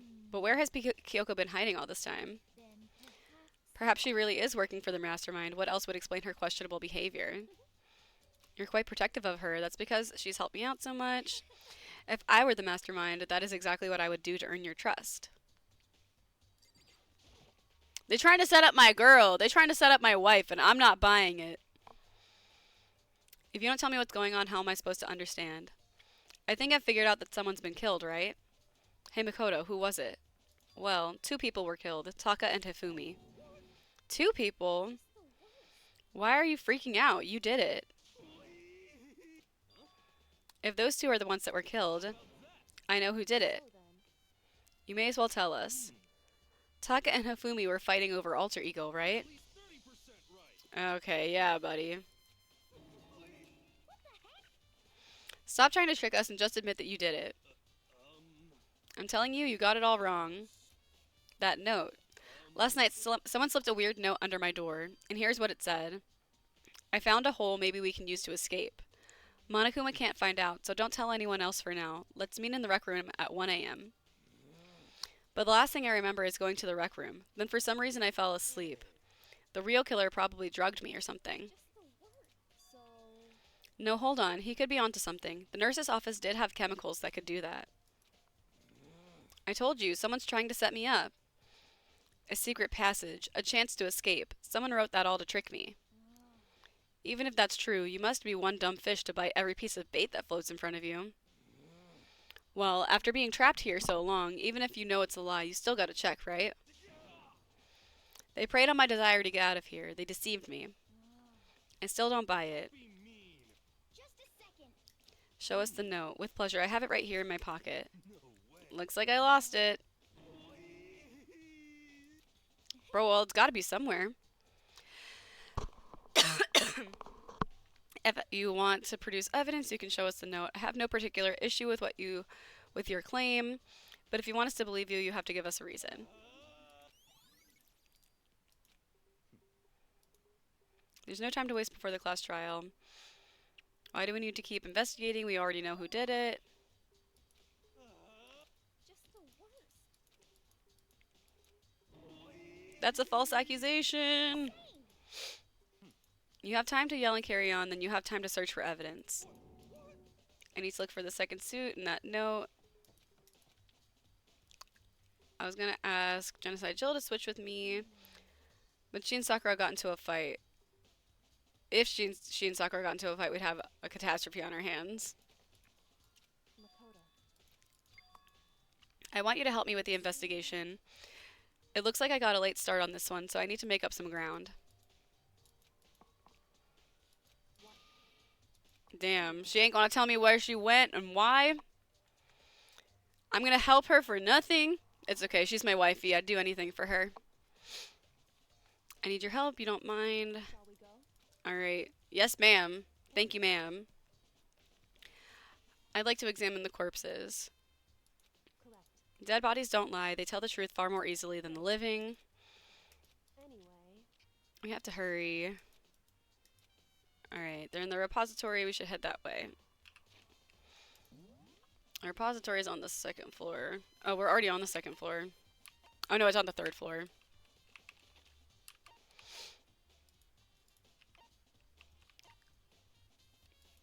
I guess I can't fast travel to there.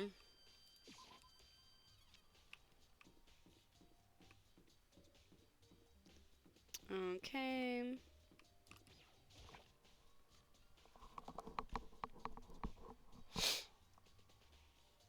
The bodies are in here, ma'am. M'lady. Ifumi and Taka. For a moment, Kyoko seemed to go rigid, but only for a moment. Well then, let's get started. She crouched down next to Taka and without hesitation began poking and prodding the bodies. The Monokuma file was right. They were killed using similar weapons. Seeing how comfortable she was actually made me feel a little more comfortable. Alright, girl, what you find out? The killer must have used it to... Yeah, okay, we already read this. I see. Hey, You remember the wristwatch Taka always wore on his left hand? Are you so oblivious to the people around you? Damn. so then, It's broken. You can see the hands aren't moving. It most likely broke when he had his encounter with his assailant. If you notice, the hands are frozen just past 6 o'clock. So that would mean the watch was broken sometime just after 6. that's right. But last night, Taka's watch was definitely wasn't broken.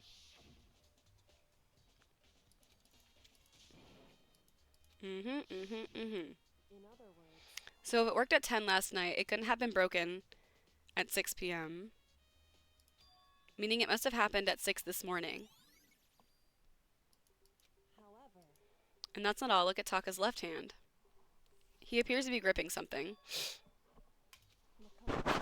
Alright, gotta pry this note out of this dead man's hand. We got this.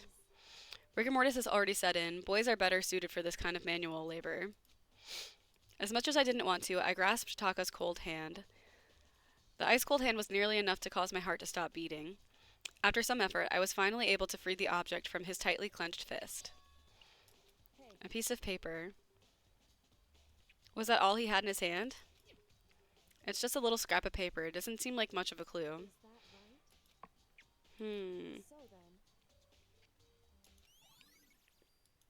Okie dokie. Scrap of paper. More than I expected. Alright. A wad of paper. Hifumi had it hidden on him. He'd stuffed it into his pants, so I can only assume he'd hidden it on purpose. It was just his pants, not like his socks or something. Anyway, let's take a look at the paper and go ahead. Alrighty. A note. Okay, we found the note! Monica can't well, yeah, okay, so I found a hole. Maybe we can use it to escape. Monica can't find out, so don't tell anyone else for now. Let's meet in the equipment room at 6 a.m. That sounds very familiar. That's the same thing Hiro said. When he was telling us the truth. Although, it's not exactly the same, is it?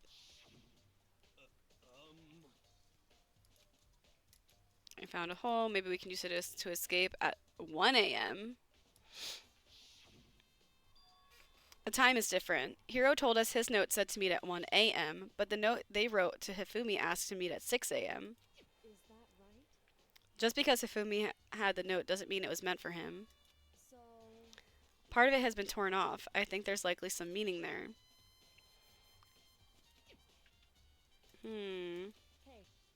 Why would he have been clutching that scrap of paper so tightly? What if it wasn't just a scrap of paper when he was holding it? What if it was something more important? And how would something important like that become a mere scrap of paper? That's what you need an answer for. Okay. Yeah, the note Hifumi had, and then obviously Taka had the ripped piece in his hand. The two victims this time definitely had their e-handbooks on them, so the handbooks have nothing to do with how the murders were carried out. If you didn't have to think about them at all, I wouldn't have gone out of my way to mention it. As I said, that they weren't used to help carry out the murders. There may come a point, however, where a handbook may play a role.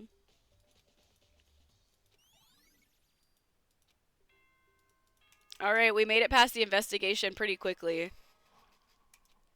I was trying to go a little faster. Are you excited? Are you pumped? It's time for the class trial to begin! Oh my god, guys, I'm so scared that we're not going to make it through this. But I have 2 hours. I have 2 hours to do this. If I can't do this in 2 hours, I'm going to be really upset. But we hopefully got this.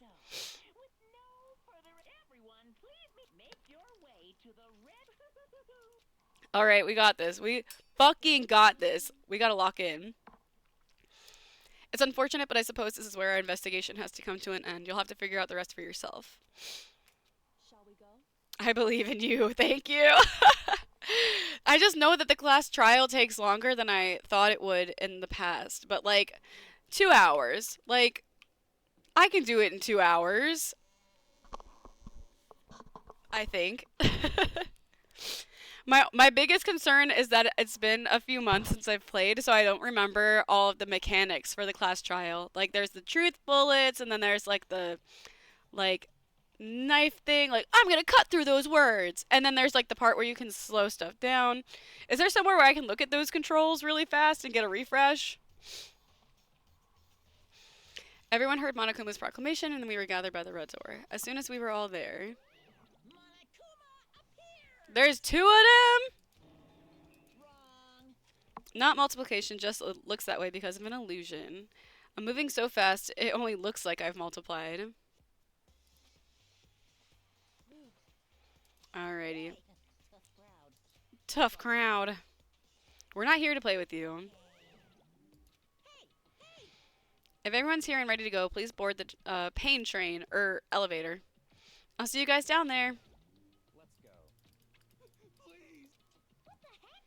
You'll never be mentally prepared. You can't run away anymore. Dude, it was Celeste. It was Celeste. Google, true, fair point. Yeah, I hope it's not like a long, like article or something. I hope that there's like something where I can just be like, what are the mechanics for the class trial and trigger Happy Havoc? Class trial mechanics. I'm gonna have this go auto. While I look at this. Did you ever find that other note? No, but it's fine. I found one note. How unfortunate. It would seem we have our culprit. Oh my gosh! A new sub! A-Fox, thank you so much for the sub. We here straight out of work. You came just in time to watch me do the class trial. How was work today?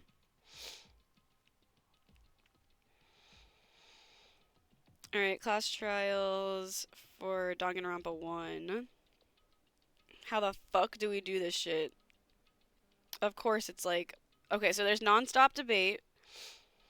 Over the course of the trial, Makoto must participate in several non-stop debate phases. With these debates, the students will argue amongst themselves in a series of statements.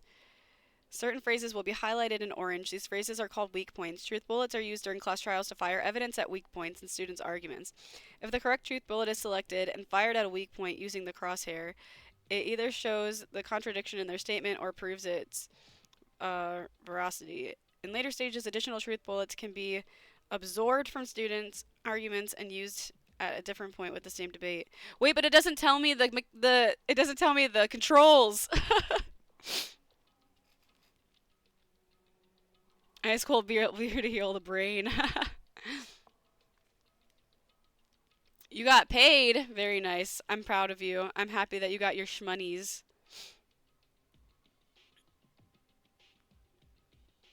Pause the game. Yeah, I paused it. I stopped it from auto-playing.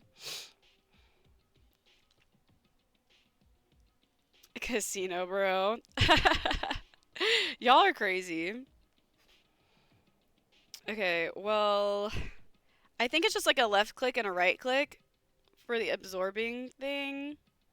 Like, I think left mouse button is shooting a truth bullet and right mouse button is getting a new one. And then there's the white noise.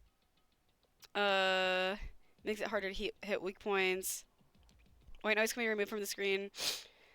By shooting it, successfully shooting white noise will add seconds onto the time limit. But accidentally hitting white noise with truth bullets while aiming at a weak point will decrease the time limit.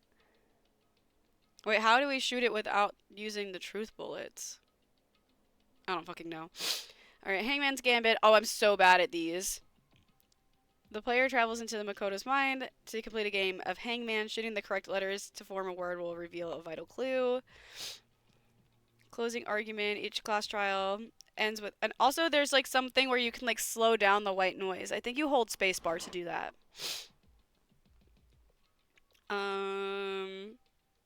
Oh yeah, and that's like the mini game with like the little manga panels. Bullet time battle. Ugh, that's like the rhythm game part, which actually fucked me over so bad the first time. Rhythm-based mini game. Yeah, okay. And I think that was the controls for our left mouse button and right mouse button. Okay, PC controls. Please, God. Okay, yeah, not with school life. Yeah, the class trials. Okay. Non-stop debate.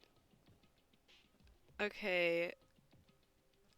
Q is to cycle bullets. I think you can also use, I think you can also use the wheel on the mouse. Aim bullet is with mouse. Shoot bullet is left mouse button. Absorb bullet while aiming at a statement is hold left mouse button. Okay. And then the silencer is right mouse button. Okay, and that's for the white noise. Okay, okay, okay. And then this, yeah, holding space bar is how you slow stuff down. What is the okay, wait. Yeah, so... And then fast forward is control. which would only come in handy if we're doing something again that we lost. Okay, aim and shoot, bullet battle, left and okay. Fever time is spacebar, reload is X.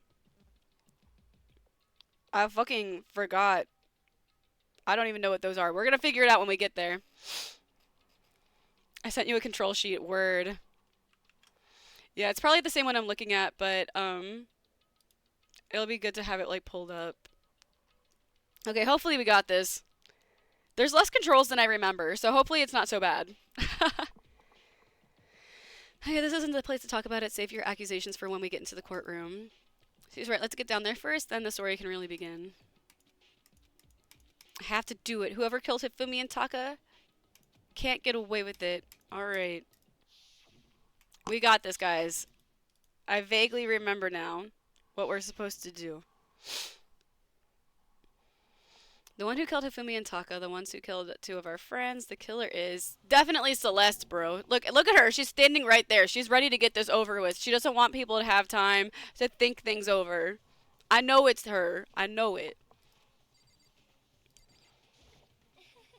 How does it feel to feign innocence? It would appear the culprit has already been confirmed. Yeah, uh-huh. Sure. I didn't do it, man. Yeah. I know you didn't. Don't worry. You're too stupid to plan a murder. This complex. Yes. Were you listening? Wait till we get to the courtroom. I'm not trying to argue with you. I just want to hear what you have to say. Let's go. Alright, let's go, everyone. Let's go, everyone.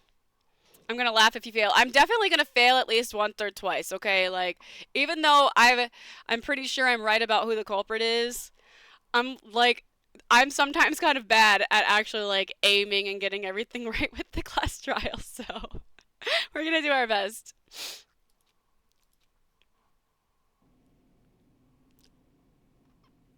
I'll make fan art of your failure. Thank you. Make sure you send it in the Discord so I can look at it, and my failure can be memorialized. The clunking of the elevator kept us company as we fell further and further down. There was no going back. Until we settled all this, we couldn't go anywhere. I'm not sure how long it was before the elevator finally came to a stop. The elevator door slid open, opening up to a cruel fate.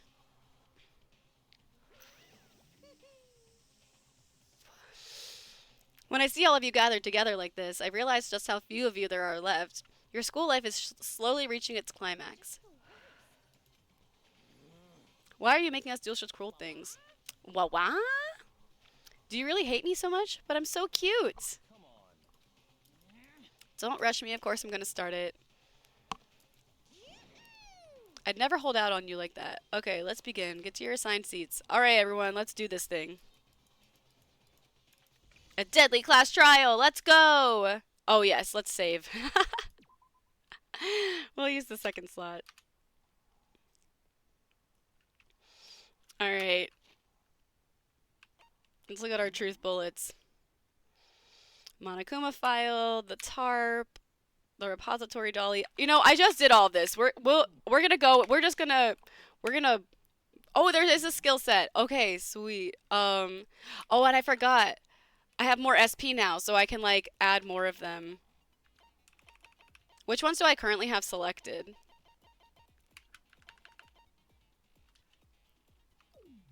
Oh, I think I have them all selected.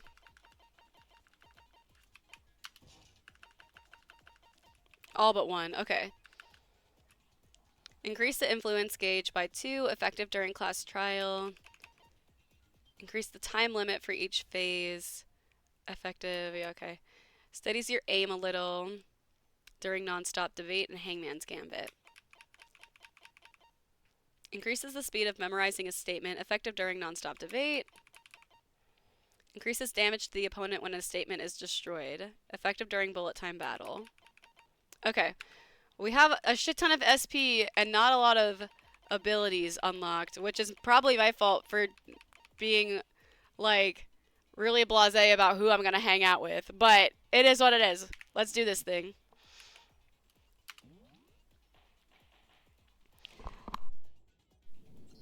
All rise. Begin with a basic explanation of the class. If Okay. you can figure out who done it, then only they will receive Mm-hmm. punishment. Then I'll punish everyone besides the blackened. And the one that deceived everyone else will graduate. Now then, to begin with, We already know who did it.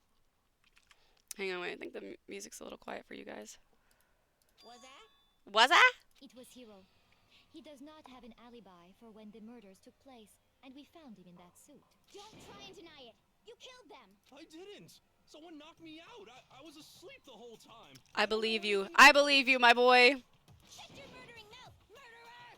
Who are you calling a murderer? I am sorry to say, Hiro, but we do have evidence. Blueprints for the suit. She's like, how, dude? I can't wait to stick it to her. Yeah, the blueprints for the suit are in your handwriting. Parts we assume were used to build it, and all of it was found in your room. It was planted. The evidence is quite compelling. It points to you as having created the suit and where it How many times do I have to tell you? I don't know. Is Hiro really the killer, or before anything else, we have to make that clear? All right. We got this. Hiro's message. It's our only truth bullet. everything we found in your room. The blueprints, the suit parts, they are all proof enough that you are the culprit. I don't know anything about that stuff. It's not true. It's a conspiracy. Okay, it's probably... Hiro, why? Why did you kill them? No. Just hold on a second. Okay, all right. Everything we found in your room. The blueprints, the suit parts, they are all proof. No, that's wrong. No, that's wrong. Are we sure Hiro really made those blueprints? What do you mean? Well, take a look at this. It's the note that Hiro wrote, asking everyone to meet up after Alter Ego disappeared. The handwriting's obviously different. When you compare it to the blueprints, There's no way you could think the same person made both of them. Unless that person made it a point to disguise. You their think he's that handwriting. smart? No, the differences are bigger than that, I think. Come on. I'm not smart enough to think of trying to change my... Yeah, exactly. He's stupid. So Makoto, are you saying you don't think Hiro's the culprit? And he's not the only one. I think Hiro is innocent as well. Then who was in that Robo-Justice suit? Is it like Hiro said? The suspicious individual hidden within the suit. Go ahead, Makoto. Tell them who it was. It was Hiro, probably, but he was probably just, like, unconscious. So, who was in the Robo-Justice? The suspicious individual in question, the one that must have been in the suit. I think it was Hiro. It's just that, like, other than Hiro, I can't think of. it's just that he anyone was unconscious while he was inside of it. Hippie was never the who said genius. He was the one in that particular suit. Then there can be no doubt. That doesn't make any sense. It makes perfect sense. Hiro was the suspicious individual in the suit. So what you're saying... That's right. The culprit in this case has nothing to do with being in the Robo-Justice suit. What? Now that's a bold assumption. And what reason do you have to make such a statement? Of course. Yep. There's something else we need to clarify first. Hey, stop trying to boss us around. All things have a proper order. Yeah. What is it? We must clarify the method of transportation for Taka's lifeless body. It would seem that his corpse was moved using certain particular items. Oh, are they just gonna be like, it was the dolly and the robo suit can't bend at the waist, so it couldn't have been him moving it because he can't bend at the waist. Makoto, The dolly. I got it. There's still one more thing. Things that were used to move Taka's body. Oh, okay. They mean the tarp then, I guess. I got it. They were a dolly and a tarp, right? You're... What's with the attitude? So, let's see if I can explain. Taka's body disappeared from the equipment room. And then we rediscovered when we found it for the second time. It was wrapped... It was the same tarp that up until then was stored in the equipment room. So the killer must have seen it there and decided to use it when they moved Taka's body. That way, they wouldn't leave any bloodstains. Okay, that explains. Same thing. I'm sure the dolly was in the equipment room when, Okay, Dolly was in the equipment room. but when the body disappeared The Dolly disappeared when the body did. later, when Taka's body The Dolly was in the respiratory. In other words, you think that. But are you sure you are not Huh? Are you absolutely positive the dolly Yes, was in because the there's equipment blood room on the when you wheels. found Taka's body? That dolly was made specifically for moving. It would be very strange indeed to discover it had made its way. Is it not possible that it was in the repository? She's raised an objection. There is no shame in doing No, that. girl, You you're know just trying to cover your ass. that you rarely. Never had anyone sound so nice while being so mean. Maybe I can change your mind. I can just explain to them why the dolly was moved. Okay. Ugh, a new element. Yes, sure, tell me. Reloading. Okay. Starting with this next bullet time battle, we're going to add one more ingredient to the recipe. On the bottom of the screen, underneath the tempo marker, you'll see your ammo count. Up until now, there hasn't been a limit on how you destroy your opponent's statements. But from now on, just locking on and pressing the left mouse button won't be enough to handle them. It will cost you 1 bullet to destroy a single remark. Once you run out of bullets, you can't destroy any more statements no matter how locked on you are. You can reload by pressing the tab key.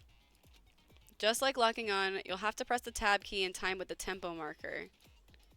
Basically, just remember that the tab key now has a function along with the right mouse button and left mouse buttons.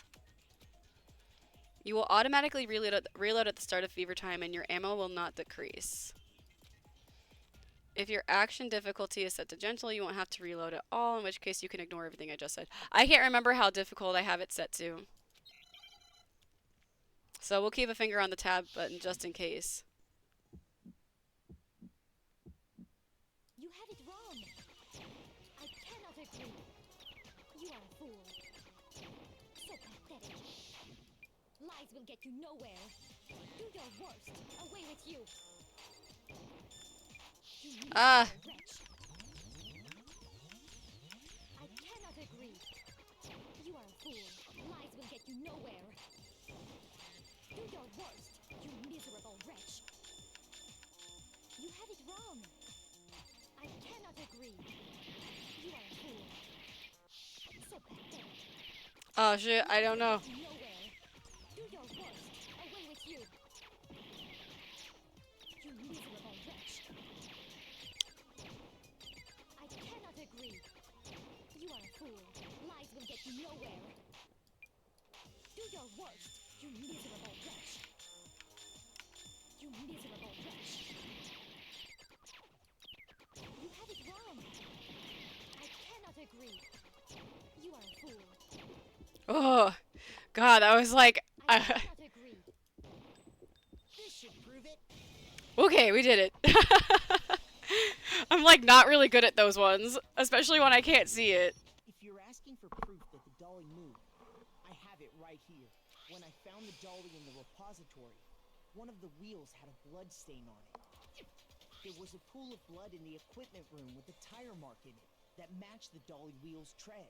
The killer probably rolled the dolly through the blood on accident as they wheeled the body out of the room. And as the blood dried on the tire, they moved the body into the repository. So there's my proof that the dolly was used to move Taka's body. Yup. She's pissed. She doesn't hate you, bro. She's just trying to get away with murder. Well, anyway, that was just something we had to get out of the way. Yeah, the subject of how Robo-Justice didn't do it. Because if it's what kind of robot is it? I'm It not wasn't a sure. robot at all. I'd be happy to explain why the occupant of the suit couldn't pop if you look back on how the body was transported. Yeah, he can't bend over. But I don't think we have that as one of our truth bullets, so we're gonna have to absorb one.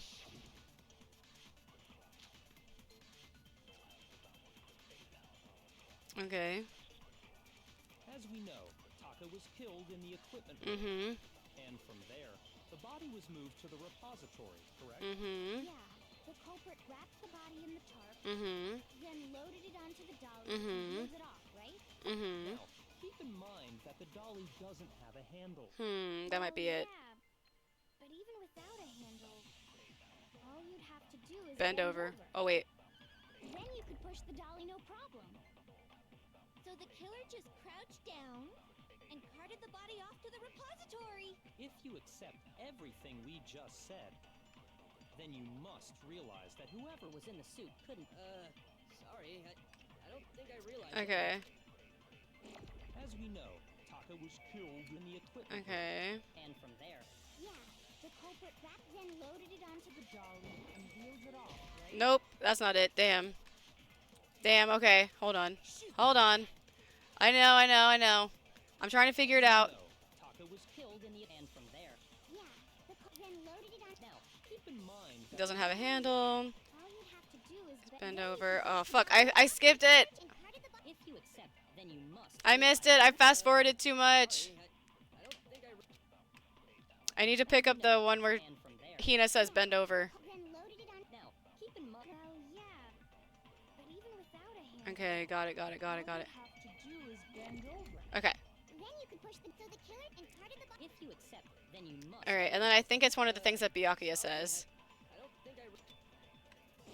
as we know, Taka was killed in the and from there. The body. Yeah, the culprit wrapped then loaded it onto the dolly. It's not that one. Now, Keep in mind that the dolly doesn't. Damn it, where is it supposed to be? Sorry, Byakuya. No. I'm losing my hearts fast. I know what I'm supposed to do. I know what they're getting at. I just can't remember I don't know exactly like how they want me to do it. They're trying to say that you can't bend over. Okay, maybe I'm just supposed to shoot my actual truth bullet at the statement about bending over. Just like the Robo Justice costume bullet. Yeah, the then loaded it on. now, keep in mind. Well, yeah, all you'd have to do is bend over. There we go. Okay, I got it. Dang, I'm losing hearts though. You're absolutely right that you could push a dolly with, but if you were wearing that suit, do you What do you mean? think back to what you said when we were all checking out? I'm blind as a bat in here. I can't see my feet at all. I'm surprised you got anywhere in this thing. I'm telling you, it wasn't me. And not to mention, you totally can't bend at the waist. Seems like a pretty obvious oversight. When you're in that suit, not only can you not see your feet, but you can't even bend at the waist. Am I right about that? Now that you mention it, It seems like it'd be awfully hard to push that dolly. well, Yep. what's to stop you from simply pushing the dolly with your feet? Well, you can't see your feet. When you can't even see your feet? You really think someone could kick the dolly all that way? Nope. Yeah, it'd be totally impossible. Not that I can say for sure myself. On top of that, if you were wearing such a rigid, cumbersome suit, it's very unlikely you would have the dexterity to go about wrapping the body in a tarp. Well, I mean, isn't that just a matter of taking off the suit when you're ready to move the body? There's absolutely no chance of that costume being taken off because you can't take it off by yourself. I got it! I don't think taking off the suit was an option. You're... Can't get it off by yourself.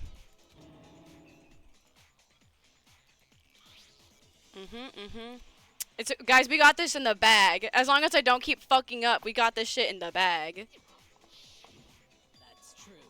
It seems Then you Of course, if he could have gotten it off by himself, showing up in the suit was basically an invitation for it. A setup. so To be clear, whoever did move the body, it couldn't have been Hero in the robot suit. You're... no, wait. Just a second, if you please. Okay, yeah, girl, go ahead. Cover your ass. The picture that I took. Yeah, and you're the only one who saw it, and you're the one who took the picture. You're making yourself more suspicious. You all If she had just stayed fucking quiet, kept her mouth shut. Hifumi being dragged away by Robo Justice? If whoever was in that suit is not the culprit, how do you explain that? Besides, do you remember what the now deceased Hifumi said? He was probably just saying that... True. So So long as those facts exist, the proper conclusion is beyond question. No, but there's like a loophole in this. The individual inside the suit and the culprit are one and the same. Yeah. Hold on a second. It's still far too early to reach that conclusion. Besides, before we rush to a verdict, instead of seizing on one viewpoint, the truth is uncovered by analyzing things. That's right, wife. You tell him. Perhaps. But where do we go from here? Let's review this series of unfortunate events from the beginning. What a pain in the ass! I don't disagree, but our lives are on the line. If this is what it takes. Plus, maybe we'll get to find out where the heck Kyoko was when everything went down. All right then. Let's take another look back at what happened. I suppose we could start with this morning. 4 of us gathered together in the dining hall. Makoto, Hina, Kyoko, and myself. We waited there for quite a while, but nobody else showed up. So we went to look for everyone. That was around 8 a.m. And as soon as we split up, Kyoko went missing. Soon after that, Hina found Celeste in the rec room and quickly came to get Makoto and me. It seems I was unconscious for about an hour after I was attacked by my mystery assailant. I know it was an hour because I remember being attacked a little after 7. That was when we saw Celeste's picture and discovered that her assailant had been wearing a strange costume. As it turns out, it was Robo-Justice. It also soon became clear that this same Robo-Justice had abducted Hifumi. We were soon joined in our search by Byakuya and Toko, and then went on to find Hifumi in the library. He was injured, I'm thinking, bro. So we took him to the nurse's office and resumed, but not long after leaving. I'm thinking about where the loophole is in this. I saw a shadow. When Celeste told us that, we decided to split up and search the second floor. And soon after that, I saw someone moving around on the 3rd floor, and I yelled out to everyone as soon as I did.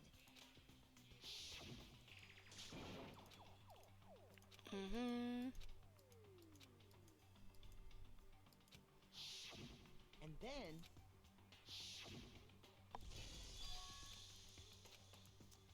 Alright. at that point, we decided to. Celeste, Hina, and I went back to the nurse's office, while Sakura, Byakuya, and Toko chased after the suspect. When we got back to the nurse's office, and that's when we heard the body discovery announcement. I left Celeste and Hina there and headed back to the 3rd floor. I know, this is where it gets weird. Because I cannot remember. I can't remember how we get past this. We must have found both bodies at almost exactly the same time, because we heard the same announcement not long after we discovered his body. And that's when I told you guys about Hifumi. Then the 3 of us headed, but right after we left, we ran into Celeste, who'd arrived after us. And she told us something very surprising. That the body had disappeared. We rushed back to the nurse's office and saw that she... Then we remembered we'd left Toko passed out in the equipment. And then the other body went missing. But when we got there, we discovered next thing we knew, we were searching the school for 2 missing dead bodies. And after Celeste informed us that she'd found the bodies, which is where we rediscovered the corpses. That she definitely put there, bro. I see. It certainly seems to me that these are not a simple series of connected events. Okay, well... Rather than a single series of events, I think we have to consider each murder a separate situation. And from there, we can uncover the contradictions surrounding all of them. Now then, let's get started, beginning with what happened to Taka. The contradictions in what happened to Taka. In order to uncover the truth in this case, I have to find them no matter what. Okay, let's do it. Let's do it. Bullet time battle. Let's go. What the fuck is in the Monokuma file? I forgot. So, regarding Taka's death, I wonder if he died before Hifumi, or perhaps it was after? We already know what order they were killed in. Taka came last. We actually don't know for certain. What makes you say that? Because of the numbering of the Justice Hammers. It's true that Hifumi was killed with Justice Hammer 3, while Taka's death came from a swing of Justice Hammer 4. See? So it's obvious Taka came after. I don't think so. Okay, I think that I'm supposed to shoot the Monokuma file at the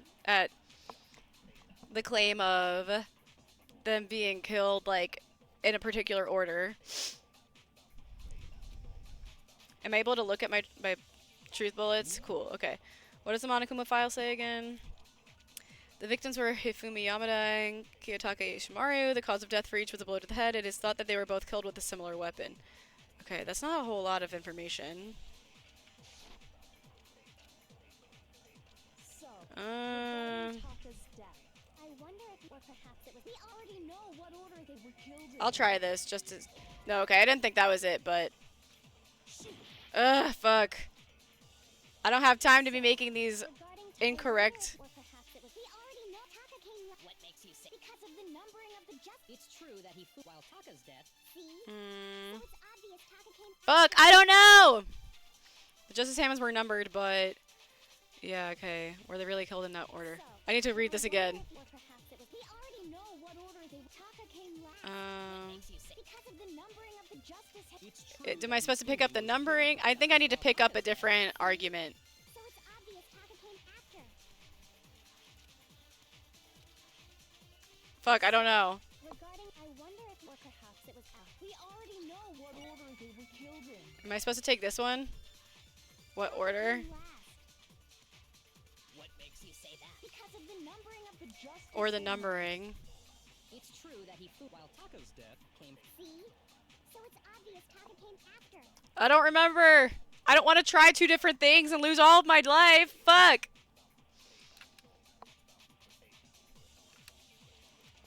Like, there's only a couple of options, but I don't have that much life left. Or perhaps it was. We already know what order They were killed in. Like, I could do this. came last. What makes you say that? Because of the numbering of the justice. It's true that Hifumi was killed Killed with just while Taka's death. See? So it's obvious Taka came after. I don't know. I don't know. I don't want to fuck this up.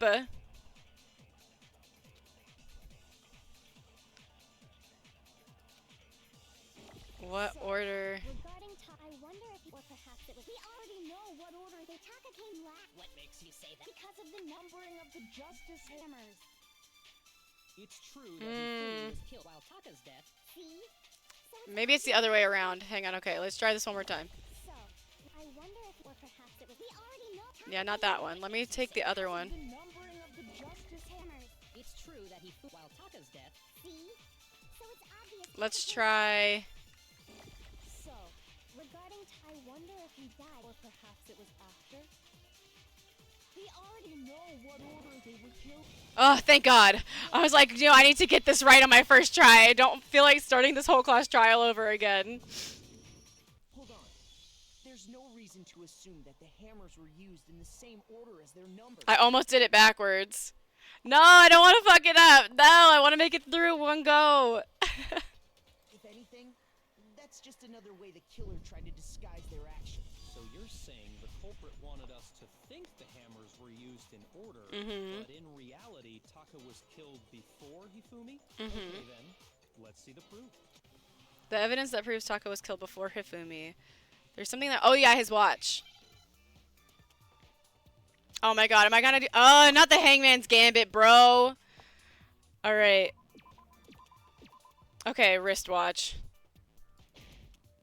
Oh, wait. I have to do it in order, don't I? R-I... Right? S... D... W... W... A... T... T... Oh, wait. C... H... There's no H! There's no H! Give me an H! Got it. Now I understand. Now I understand. I got it. Taka's wristwatch. See? Look. It broke with the hands pointing just past 6 o'clock. It must have gotten broken when he was attacked by the killer. Because as of last night, It was working. At 10 p.m. it was working. So if it wasn't broken after 6 last night, then he must have been attacked around 6 this morning. And that would be his official time of death. That's true. Then he was killed well before Hifumi. And before Celeste was attacked this morning, which happened around 7. That's right. Taka was killed before any of the other incidents took place. That's simple. We got our timeline straight. We made the wrong assumption about the order of events. That's exactly why the culprit wrote the numbers on each hammer. That way, when we saw how they were used in each incident, we'd easily make that wrong assumption. Now, if Taka was killed around 6, then everyone's alibis for his murder go out the window. Yup. Because when he was killed, we hadn't met up in the dining hall yet. That may be true in the case of Taka's murder, but all of our alibis still hold true for Hifumi's death. That's right. With him, at least, we're all safe.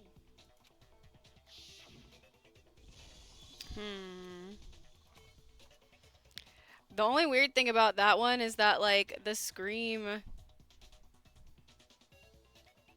happened when Celeste was up here.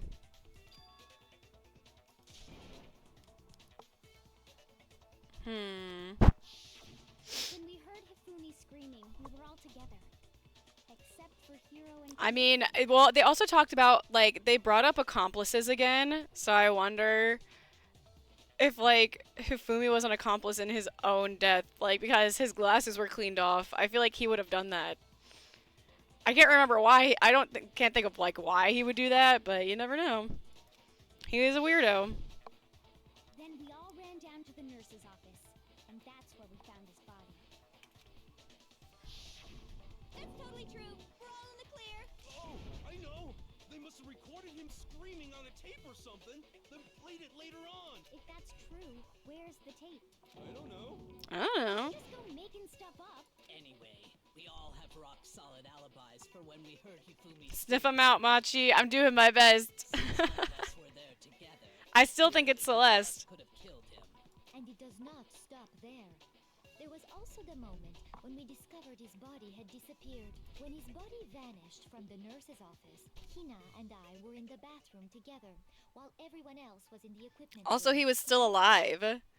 Like, for at least for a little bit. Like, so he could have moved his own quote-unquote body.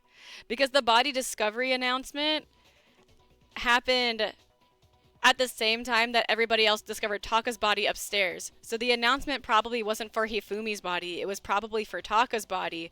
Because the second body discovery announcement happened later, after he had actually died. He wasn't dead before.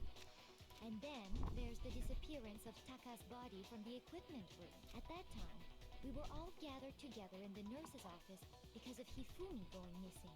Well, don't forget, I was passed out in the equipment room the whole time. Wait, then what if genocide... I still can't figure out a motive for that, but I think that that's probably what happened. Even if she could pull that off, there's no way she could have done the same with Hifumi's body. Hifumi's body moving from the first floor to the third floor leads me to believe that he moved himself, like, because he was still alive. And it would also make sense as to why the blood was wiped off of his glasses with his own glasses cloth. He wiped them himself so that he could see when he was walking around. Because, as we just established, she was passed out in the equipment room when his body disappeared.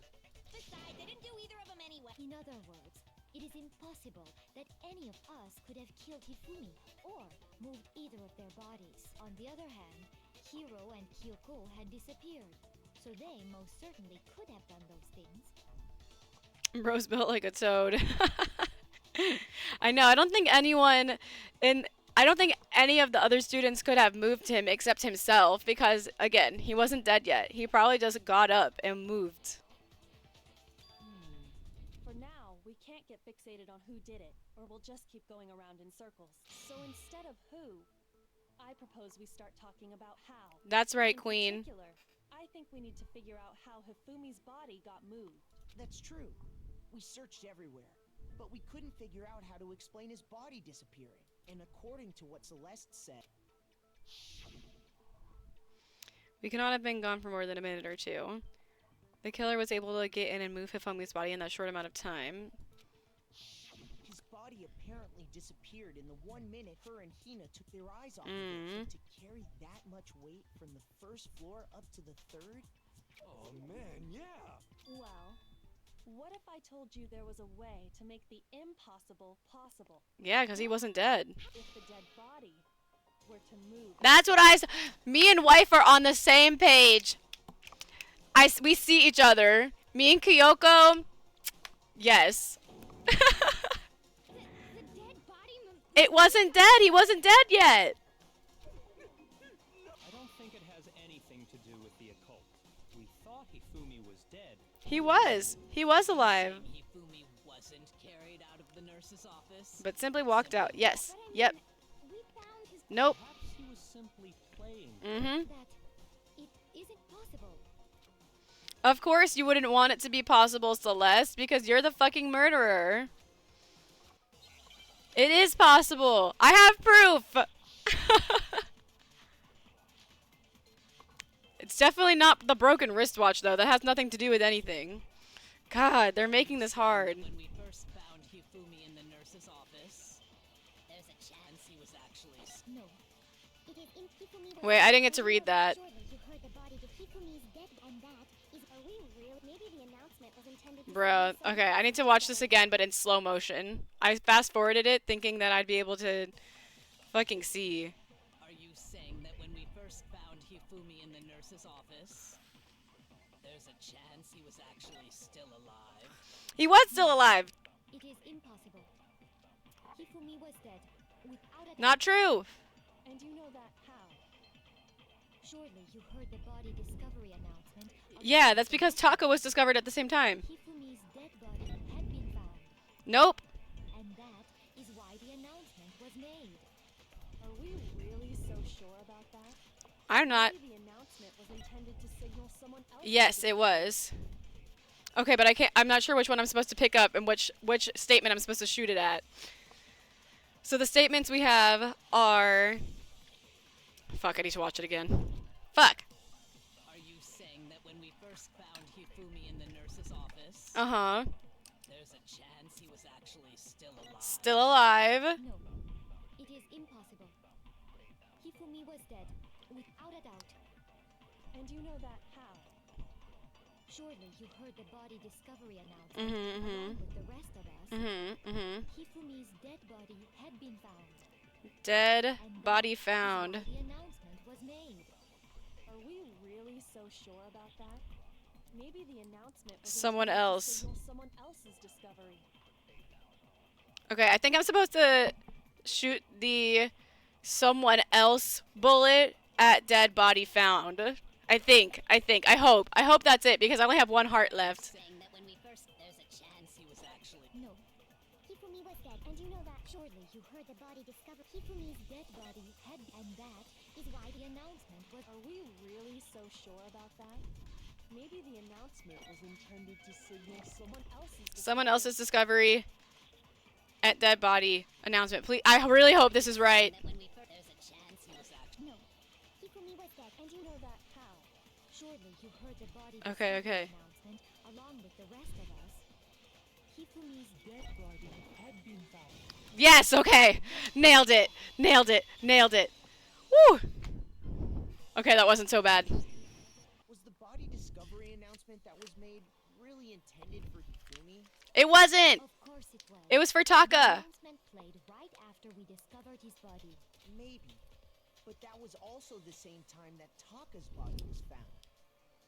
Do you think being a lawyer in this situation would even work? Definitely not. This is a lawless land. That's right. It wasn't long after Absolutely not. finding the body that we heard the announcement. So there's a good chance we made a mistake in this. I think we've confused whether the announcement was for Hifumi or Taka. First of all, if two bodies had been found, there really should have been two announcements. Yep, yep. Maybe Monokuma simply got lazy and rolled them together into one. What do you say, Monokuma? Any comment? Lawyers would be the first to go. Yeah, lawyers would be out of there. Well, it's a very sensitive issue, so I can't go into too much detail. But What I can say about the body discovery announcement is that it's only broadcast when 3 or more people find a dead body for the first time. For the first time. That didn't answer our question, man.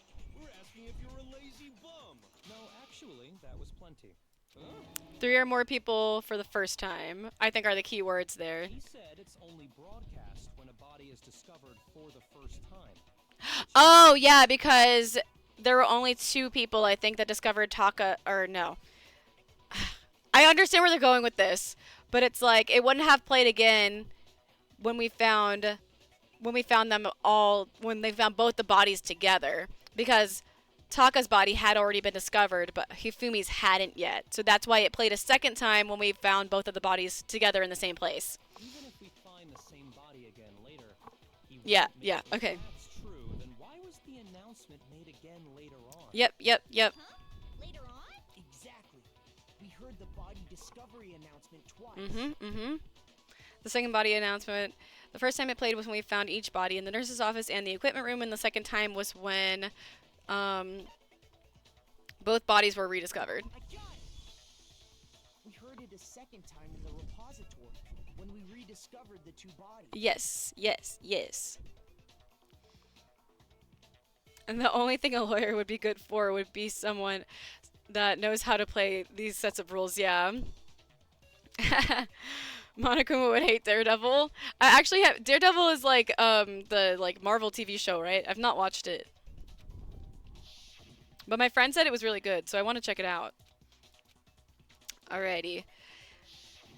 It didn't seem weird at the time, but it Mhm, contradicts mhm. what Monaco. Exactly. If Wait, we were actually rediscovering both bodies, the announcement shouldn't have played. Yep. And in reality, when the 2 dead bodies were rediscovered, one of them was actually being discovered for the first time. Yes. So, when we found Hifumi the first time in the nurse's office, he wasn't actually dead yet. Meaning, he wasn't actually found dead until we came upon him in the repository. Daredevil is a blind lawyer. Ooh, I'll have to check it out. Yeah, my friends have told me that it's really good. And that's just part of it. There's one other thing that leads me to believe he was still alive. The glasses. I know, I think he was super good at playing dead, but a big fan of That is the worst luck. No, the glasses cloth. But honestly, I do not think that Okay then, let's take another look at the event. Then it should become clear whether he was really alive or not. this whole thing is Yeah, there is proof. It's the glasses cloth. Ugh. Yeah, his glasses. Okay, I don't think we're gonna have to find a new bullet. I think this is right. well, here's one thing we do know. The first time we found Hifumi's body was in the nurse's office. And then, while me and Celeste were in the bathroom, his body disappeared. And the next time we saw his body, it was in the repository. But when you compare his body before being moved and his body after being moved, other than the change in how it was positioned, Probably this. there was no notable difference. There was. Oh, okay. There was no notable difference. Impossible. This is All right. No noticeable difference. That's the one. The first time we found him, and then his body disappeared. And the next time, it was in. But when you compare his body before being moved and his body other than the change in how it was positioned, there was no notable difference. No, that's wrong. He got chemical burns in his head, eyes, ears, and nose that gave supercharged his senses. Yeah, sure. No clear difference between Hifumi in the nurse's office and the repository. Yeah, his glasses were cleaned off. His glasses. That fact alone proves that he was only playing dead in the beginning. Perhaps you'd like to fill the rest of us in? I have proof. When we found Hifumi in the nurse's office, his glasses were covered with blood. But when we found him again later in the repository, they were spotless. Yep. And I found the item he used to wipe them clean in the nurse's office trash can. The evidence I found in the trash can was his glasses cloth. Wherever that is. There it is. I got it! It was a glasses cleaning cloth featuring a certain cartoon mascot. Yeah. One look at the bloodstain on the cloth should make things clear. This piece of cloth was used to wipe Hifumi's glasses clean. Yeah. And the mascot on the cloth is the same one that's on the digital camera, right? And whose digital camera was it? Hifumi's, of course. Your. Character was. I highly doubt anyone but Hifumi. Yep. I see your point. And the only people here who wear glasses. I wouldn't be caught dead using a tacky piece of A few tissues is all I need to keep my glasses clean. Then there's no question. It belonged to Hifumi. Yeah. What I'm saying is, The blood on his glasses was wiped by himself. It does not mean he wiped the blood off himself. but who would benefit from a clean pair of glasses other than the glasses owner? Yep. That's a good point. Then it must have been him, right? So let's assume that Hifumi was still alive in the nurse's office. If you're gonna watch Daredevil Netflix show, I'd recommend you watch it on 1.25 speed. It can be kind of slow. Okay, word. I don't always like if it's painfully slow, then I might do that. But if it's only a little slow, then I usually just deal with it. He pretends to be dead. Then when he's alone, he wipes his glasses clean so he can see. I just don't understand the motive. There's no motive. Then he stands up and walks out on his own 2 feet. And with that, the impossible task of moving his copious corpse becomes possible, wouldn't you say? Unless he was just really depressed and was like, all right, I would rather die. But then, if he was just pretending to be dead, what was with all that blood? Was it paint or something? Well, in the nurse's office, there's blood packs in the refrigerator. The fridge in the nurse's office contains toxic Me and my girl are literally on this. He figured if he was gonna play dead, he should go all out. So he just dumped it everywhere. But he got crazy with it and had to wipe his glasses off when he was done. God, what an idiot. And if Hifumi was still alive at that point, the disappearance of Taka's body is easily explained. It should be perfectly obvious who must have moved Taka's And also, it gets rid of Celeste's alibi for when we heard the scream because he wasn't actually dead yet. Hifumi himself, or the one who moved Taka's body, would have been Hifumi. I got it! It could only have been Hifumi. Mm-hmm. While we were all gathered in the nurse's office, he went to the equipment room and took Taka's body. That also explains how the door to the repository got locked. The door was locked? It's painfully slow to you? Okay, word. I'll keep that in mind. Well, after the bodies disappeared, we all went looking for them. Mm-hmm. So me and Sakura headed for the repository. And it was When we locked. got there, the door was locked. And the repository door can only be locked from the inside. I know. When I got there, it was locked Which too. means when Hina and Sakura got to the repository, And it could only have been Hifumi, who just finished stashing Taka's body there. He convinced us all he was dead, and when he saw his chance, he dragged Taka's body to the repository. So, Hifumi wasn't just another victim in this case. He was one of the assailants. Mm. That means he took part in the murders. I just can't believe it. If you're having trouble, would you like me to show you one more piece of evidence? There's more? Or maybe Hifumi killed Taka and then Celeste killed Hifumi. Because I'm just, dude, she's so fucking sus. Like, no way she didn't commit this fucking murder. Oh, absolutely. The single biggest fact pointing to his involvement has yet to be revealed. You know what I'm talking about, right, Makoto? The item he took off Oh yeah, his the note. le- The note. The note. Where is it? Where is it? The note. The note. The note. I got it! I'm getting my hearts back. Hifumi had hidden away, aren't we? Hidden note? That's right. We found it stuffed in his pants. Gross. What? In his pants? Yes. Okay, well, forget about the pants for now. Take a look at what the note said.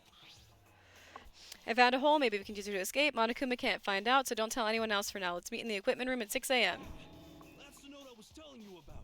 The one that told me where to go. Huh? Wait. This one's different. Monokuma can't find out, so don't tell anyone else for now. Let's meet in the rec room at 1 a.m. Mm-hmm. Then this note isn't the same one Hiro got. It's not the same? In other words, the killer got in touch with another person besides Hiro, and that person could only have been... Taka, me, Hifumi's pants. Well, the other two literally don't make sense, so it must be Taka. I got it! That's right! Taka! The killer used this note to draw out Taka and murder him. Hello, over here. Objection! Objection! I don't really understand what's going on, but Hifumi had that letter. Oh, yeah. Wrote it wasn't drawing out TikTok. They were drawing out Happy.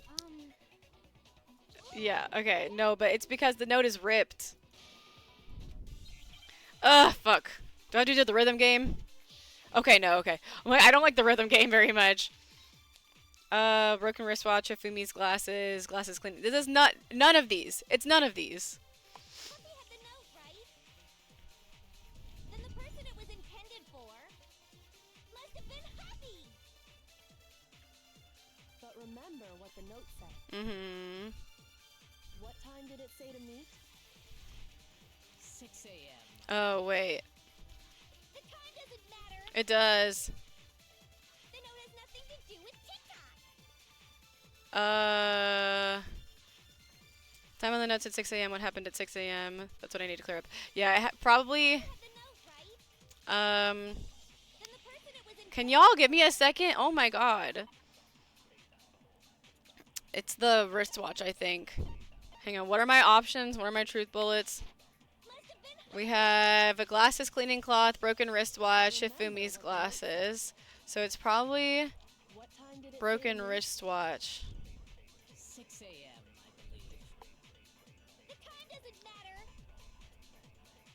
The note has nothing to do with TikTok. There we go.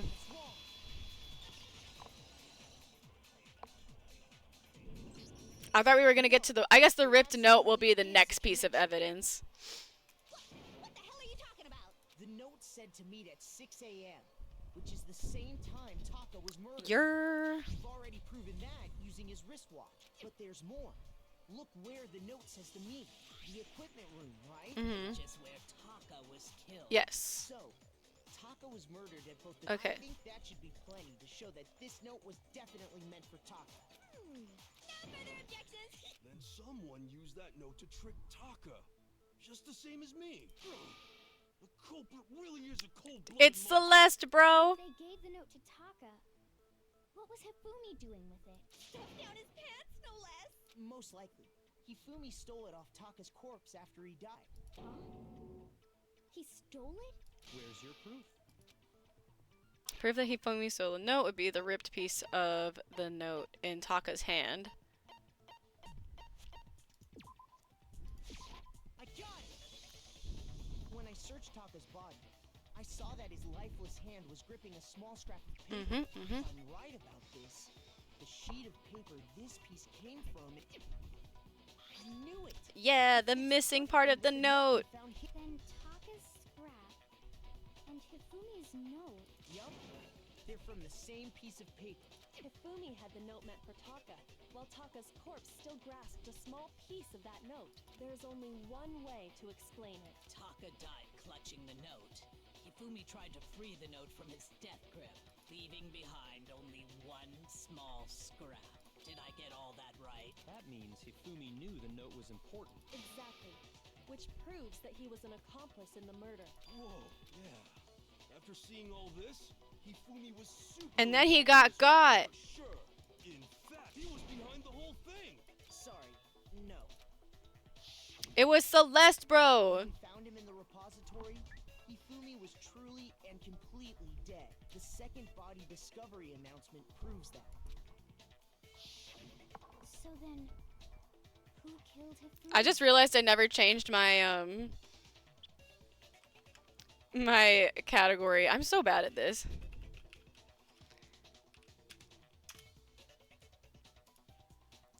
We playing Donkey Rompa, bro. Not just chatting. Switch is gonna get mad at me. Whoever did is the mastermind, the true killer. He was killed in the repository.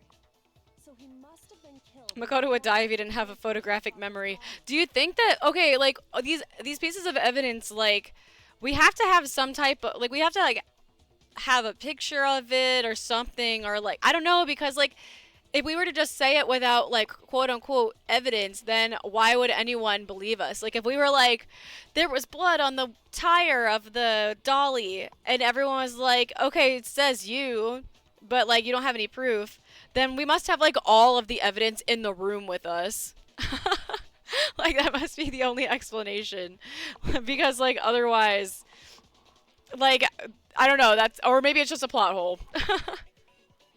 So, he must have been killed after Taka's body vanished, but before we found both bodies in the Plot hole, bro, plot hole.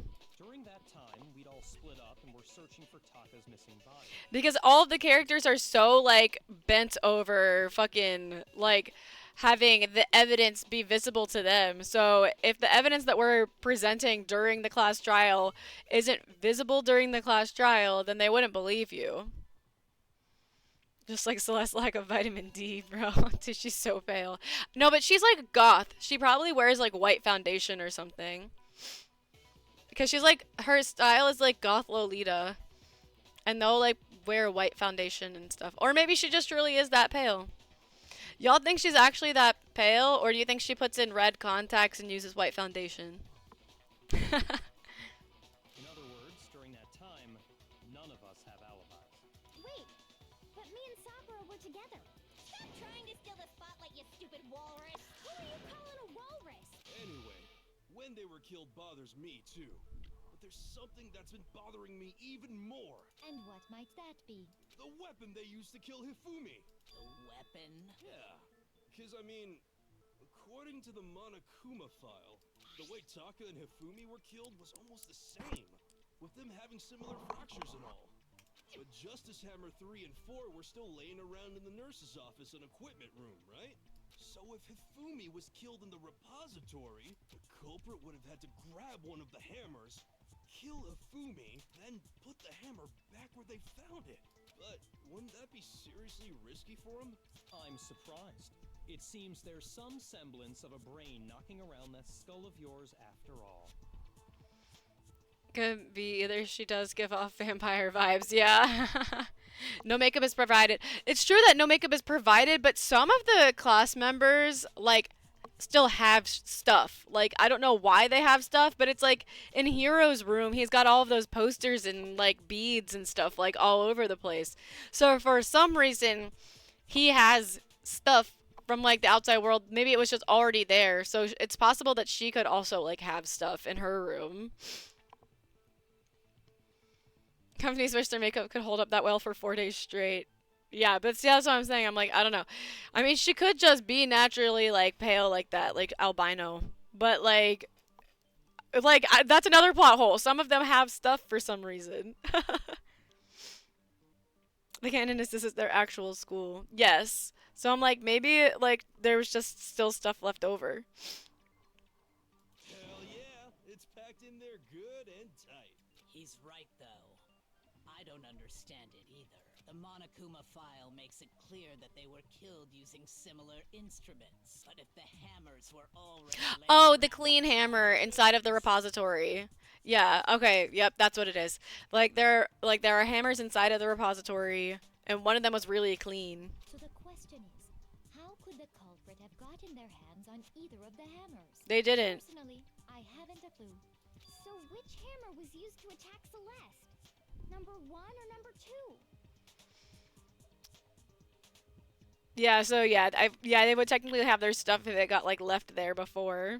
Those were accounted for in other rooms too. And I don't think either one is big enough to kill someone. Is it not possible they used a different weapon? I don't think it is possible. So then, The weapon that was used was the hammer inside of the repository.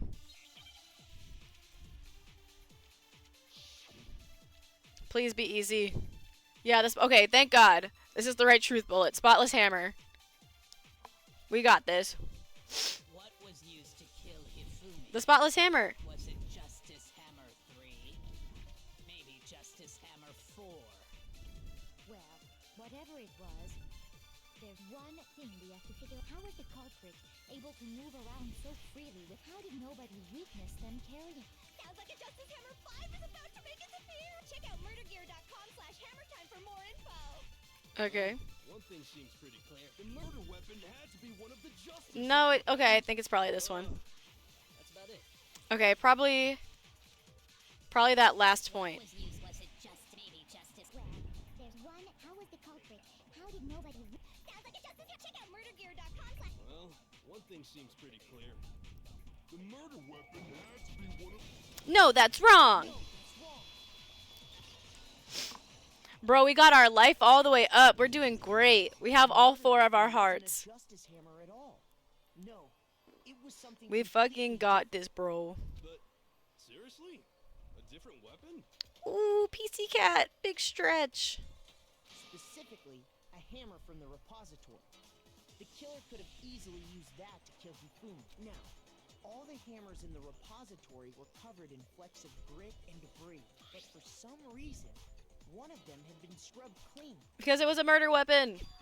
And the reason it had been scrubbed clean was most likely because it was used to commit murder. Murder. If the hammer got covered in Hifumi's blood, of course they'd have to clean it off.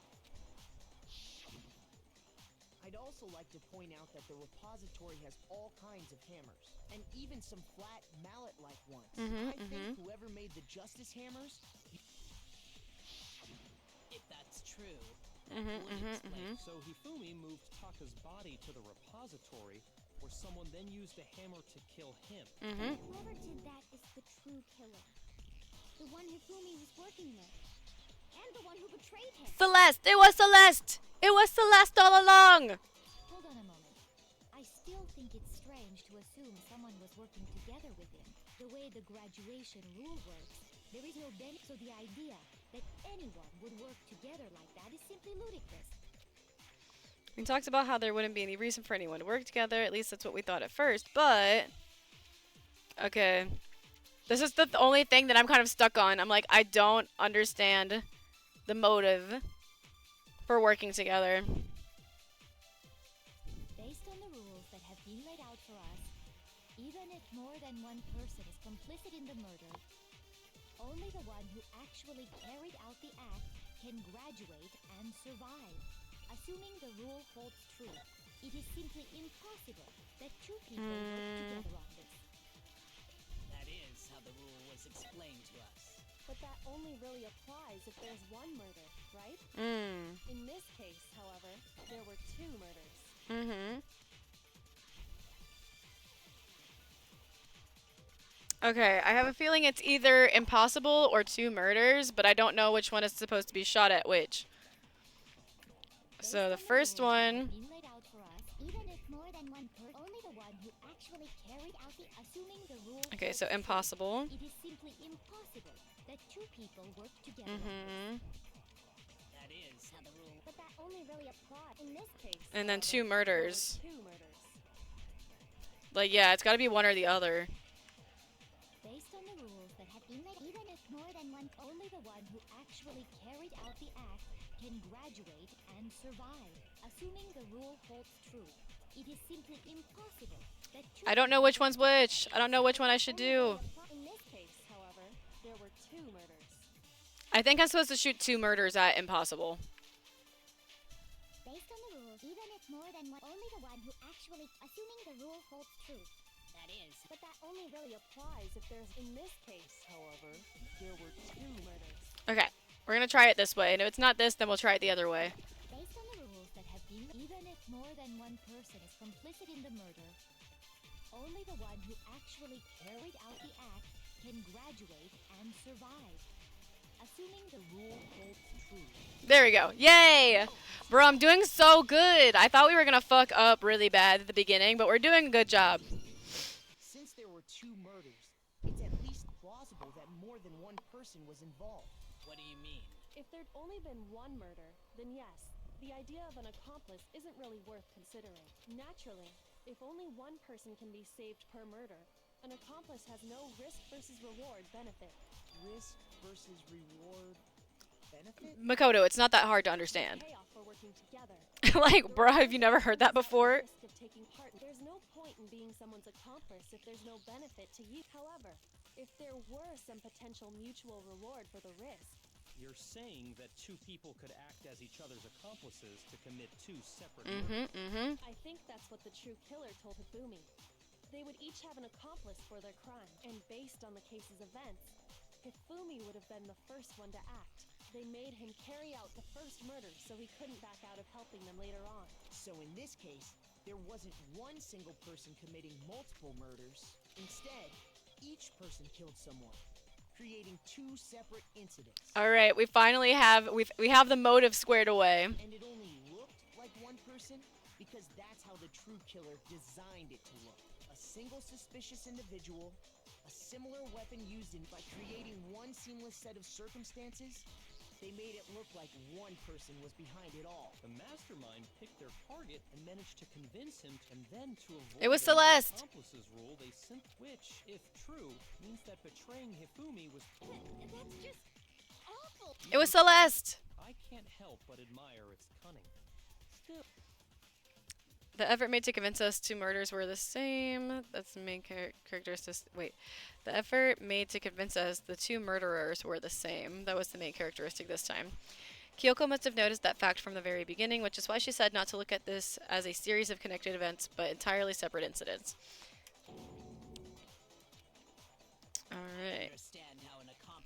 That's because she's the ultimate detective, bro. What's up, Jesus Joestar? Welcome in. How are you doing today? We're playing Danganronpa Trigger Happy Havoc, and I think we're getting close to the end of our third class trial. And I'm honestly making really good time. I didn't think I was going to be able to finish chapter 3 today because I have to leave in like an hour or so. But I think we're probably like, I'd say like 2/3 of the way through this class trial now. She came back from retirement. Dude, we're cooking. We're making good time. That's problem numero uno right now. The true killer manipulated Hifumi to carry out a number of actions and in the end murdered him. In the debates up until now, the way the case has unfolded, when you consider all that, there's really only one person who seems to fit. And it's fucking Celeste! Okay, wait, no, we're closer to being finished than I thought. I know who it is! I know who it is! Here's my answer. It was Celeste. Yeah! So I'm the suspicious individual now. Well, yes, because you're the only person who saw, like, so much stuff. Like, you're the only eyewitness for half of the evidence we have. I really do hate this kind of joke. And she's, like, she's the ultimate gambler, so of course she's really good at acting and keeping a poker face. She got caught up, held up some goofy Grim Reaper that credit card information. Listen, I was having a grand old time with my Grim Reaper boy, alright? But yeah, we're back to business now. Now we're solving murder mysteries. A joke? I wonder. So what you are saying then is that I specifically chose to work together with Hifumi. The idea that I would choose to spend any amount of time interacting with him, that I would go within 10 feet of that shit for brains, that lazy, worthless goddamn idiot! Damn, girl, your mask is cracking. You're coming off even more suspicious now. Pardonnez-moi. Just to be clear, there is evidence to support it. Is that so? It is. Throughout the investigation, Let's fucking nail this bitch, y'all. Let's fucking go. common only to the two of you. Considering what we've learned so far, it only further proves that the two of you were working together. The thing that they had in common, encountering the suspicious individual, screaming, paper hidden, the suspicious individual. The behavior they had in common has to do with the suspicious individual in the suit, doesn't it? The only ones who ever actually saw Robo Justice firsthand were Celeste. Yup. The adults are talking. Shut up, Byakuya. I am an adult, okay? God, fucking, I love to hate him and I hate to love him. Sorry. As he said, only Celeste and Hifumi ever laid eyes on the costumed individual. If we accept that Hifumi was one of the culprits, we can't help but suspect what Celeste has said as well. Mm-hmm. Are you saying everything they told us was a lie? After taking Yeah, dude, that's some serious evidence right there. We began our search for this individual, correct? And not too long after that, do you remember what Celeste said? I saw a shadow, something moving around at the top of the stairs. She lured us We away. headed to the second floor specifically because of what she claimed to have seen. Next, to draw us all to the physics lab up on the third floor. She let out a blood-curdling scream. Yep. And when we'd all come to see what was wrong, what was it she said?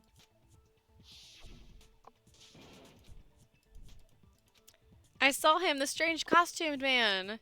He ran off as soon as I screamed. I was blocking the stairs, so he headed further down into the hallway and disappeared. Once she'd done her job of getting us all up to the physics lab, Byakuya, the ultimate gaslighter, bro. So true. I don't know, man. Byakuya, dude. No, I love Byakuya. Like, he's my favorite male cast of game one for sure. I've played this before, but it's been so long that I forgot absolutely everything. It's literally been like 5 years or more since I've played this game, so I've forgotten absolutely everything that has happened in it. But no, I love Byakuya. He's great. He's definitely the best male cast of this game. it was time for her partner to get to work.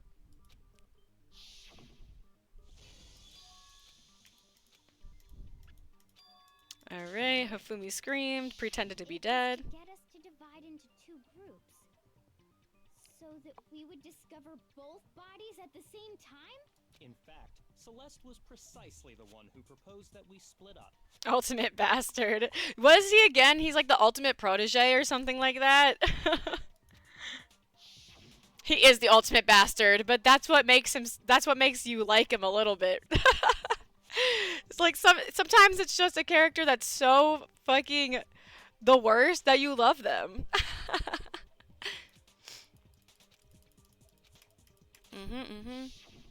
Well, if Celeste and Hifumi were working together, all those chance events suddenly become connected. And on top of that, that piercing cry of yours early on.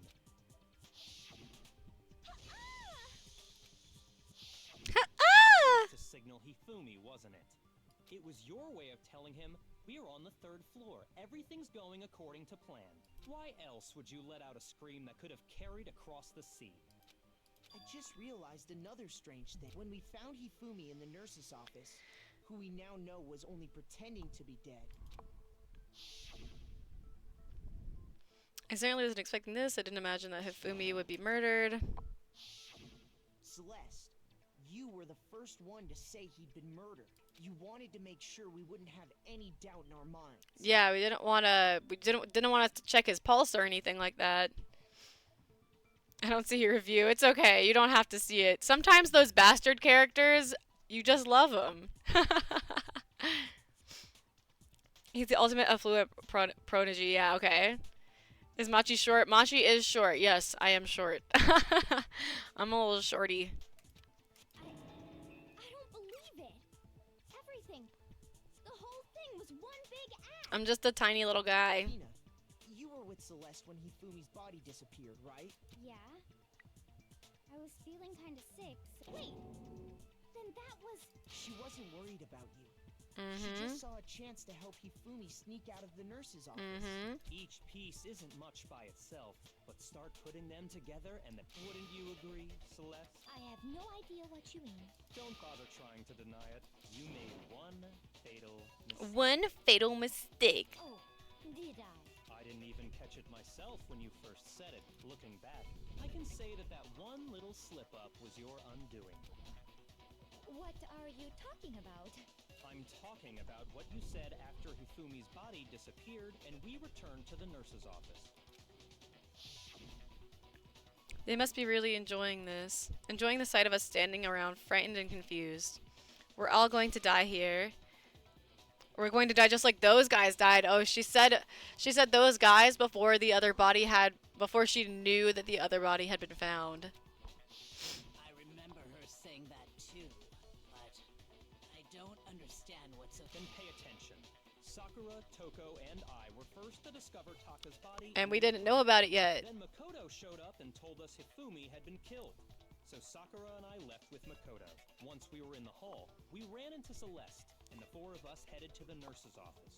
Now, the entire time we were together, none of us said anything about Taka being dead. Think about it. Celeste's comment doesn't make Yeah, I see what you're talking about. You hear that, Celeste? Everyone's having some trouble, and if you're really not the culprit, you shouldn't have any problem repeating. I feel like it said Celeste's comment that doesn't make sense, but what is he alluding to? She knew that 2 people were dead before she should have known 2 people were dead. It's not that hard.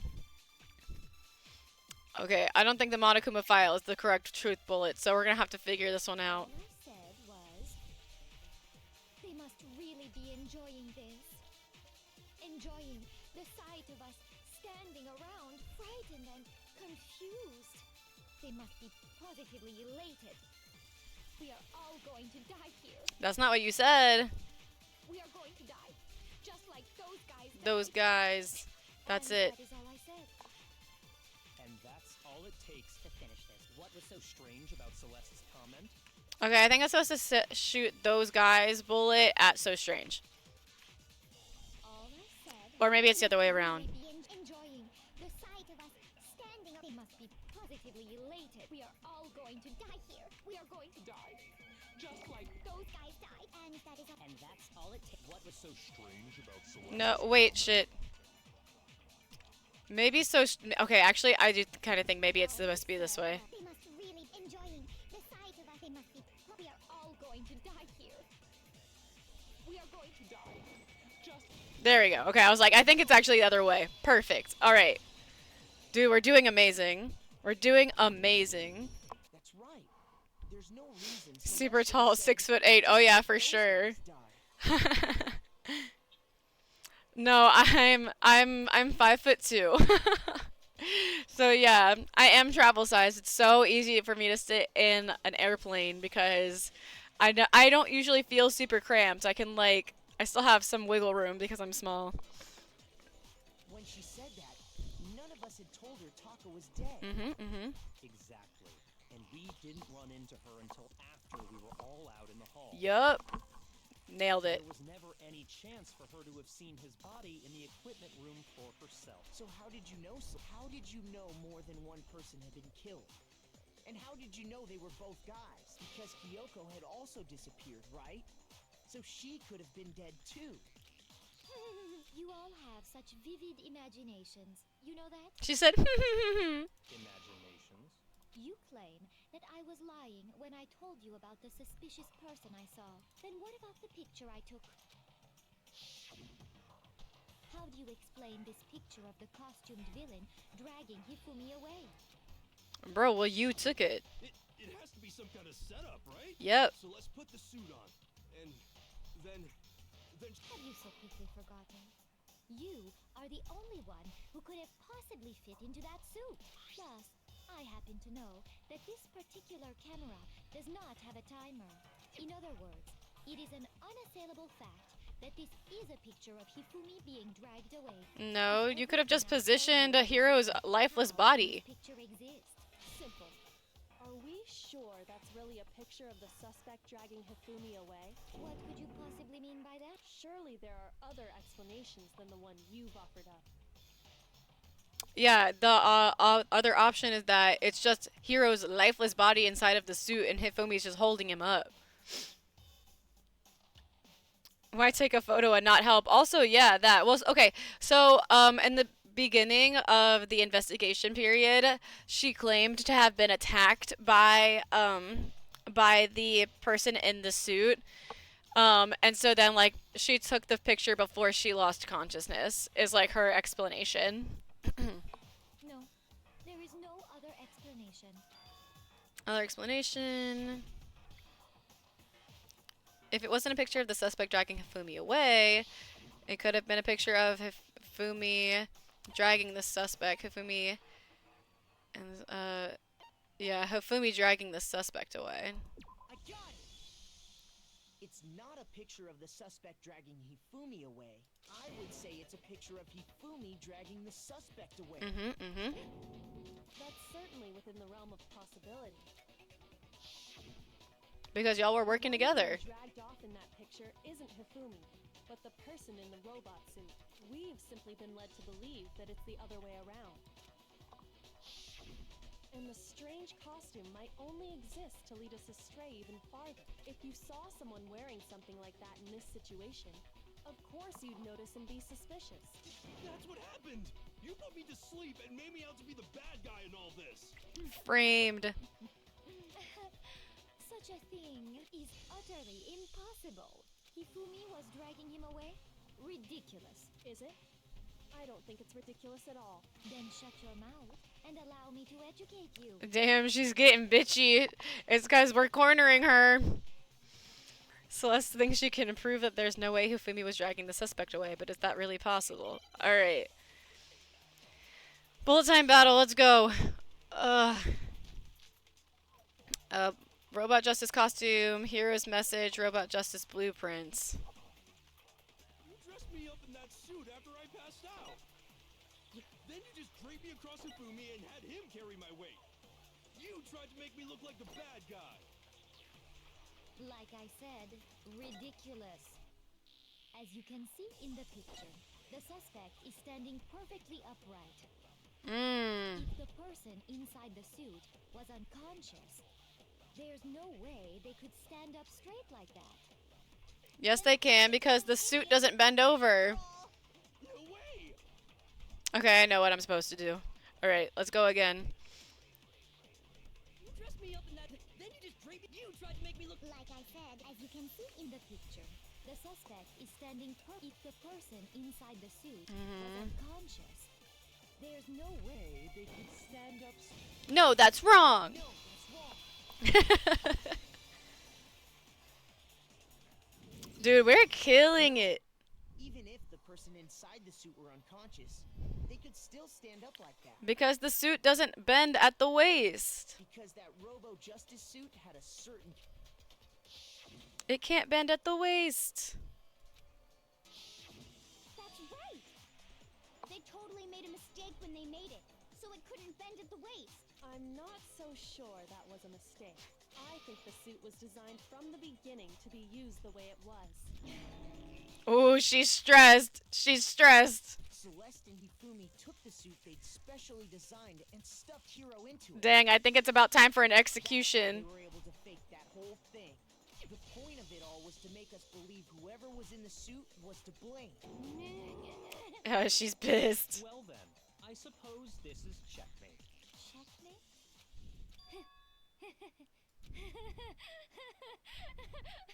Don't make me laugh, you idiot. Whoa! Checkmate! Oh, she's pissed. Celeste? Clearly, you want to cram me into your little guilty box. Well, there's one little problem. Have you already forgotten what Hifumi told us as he lay dying? Hifumi, who was it who attacked you? Who tried to kill you? That was the last piece. Him who had attacked him. His answer was quite clear, was it not? Yo, her voice is even higher pitched than usual. She's flipping out. He said, and I quote, Yasuhiro. In other words, Yasuhiro Hagakure! Right, but my name isn't really Yasuhiro. It's actually Taro. Your confusing statements don't make any sense. You're only making things more complicated. He did say Yasuhiro, but are we sure he was really pointing the finger at Hiro? What the hell are you talking about? I'll burn you alive! Damn, bro. Yoko, what do you mean by that? Think back to how Hifumi used to talk to us. How did he refer to each of us? He said for serious a lot, he gave everyone nicknames. He said people's last names. He said people's last names. I got it! That's right! Our last names! He called us all by our last names! Exactly. I know I heard him say Mr. Naegi more than once, for example. So if Hifumi did mean to say Hiro's name, he would have said his last name, Hagakure. I'm sure it was just incidental. By chance, his first name. Indecent? Don't talk. No chance. No Indecent? sympathetic Don't talk. explanation. No. There's no reason to think he would have said the name any different than normal. But he must have run out of energy before he could say any more. So Hifumi was trying to tell us the last name of whoever killed him? But the name he said doesn't apply to anyone here. Well, no. Hold on. There's one I forgot person Celeste's full we name. applied to, and that's Celeste. She never actually told us what her real name is. What did you just say? To think you take your false accusation so far, I don't know whether to laugh or spit. Oh my god. Come on! You idiotic blather. Yasuhiro is a loser's name. Do I look like a loser to you? Well, do I? A little bit right now. I think I've earned the right to be a little on edge. No, I think you're just making yourself look more guilty, girly boss. Okay, fill us in. What's your real name?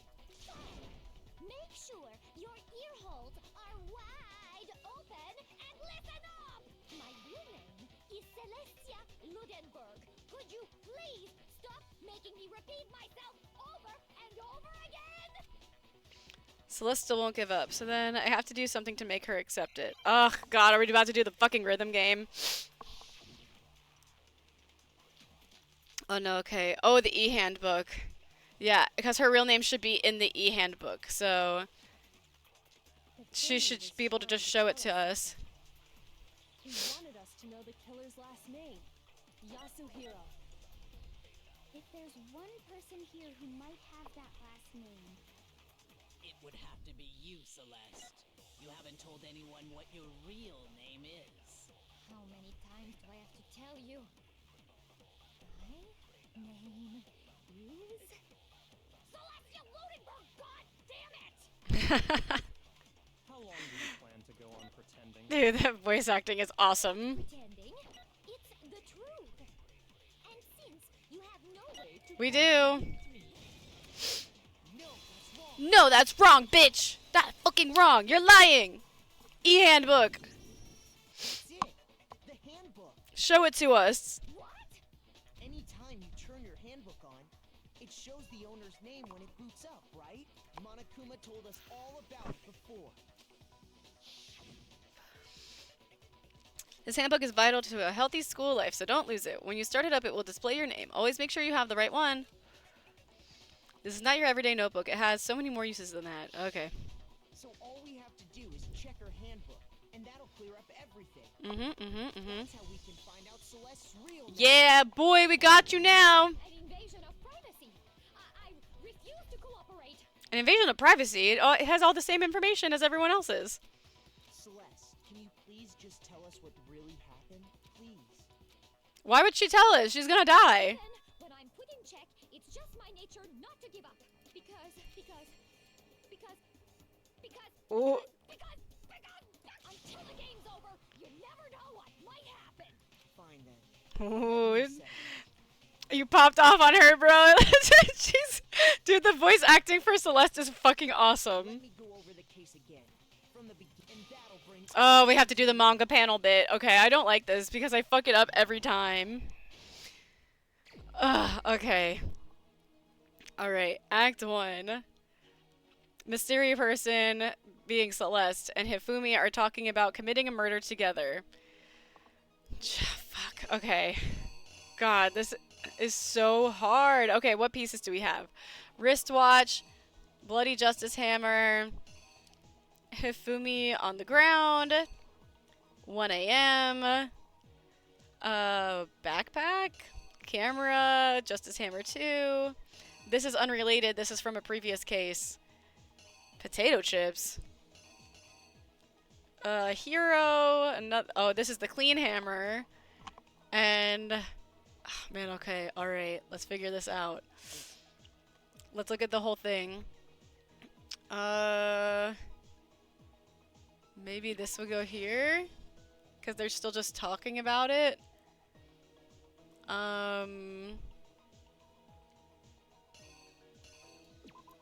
Here maybe, like that, and then they, or maybe this. I don't know. God, this is the worst part. This is literally so fucking hard. At least they give me a shit ton of time. This is where I usually fail, is this part. Fuck. They put him in the suit. And then took a picture of him in the suit. Okay, so this one I'm pretty sure would definitely be this. That's the only one I feel actually confident about being right.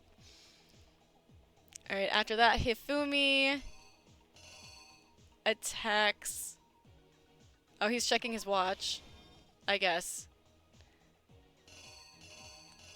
And if Hifumi attacks him with Justice Hammer number 4. Yeah, Justice Hammer number 4. And I guess that would go here. And then Celeste shows me the picture. It's possible that this clock could actually be, because this is 1 a.m. So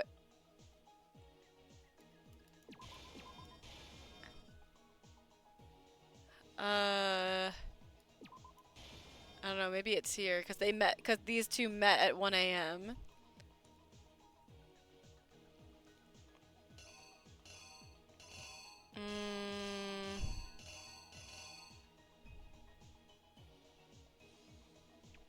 No, maybe it's like that. And then we'd have that filled in.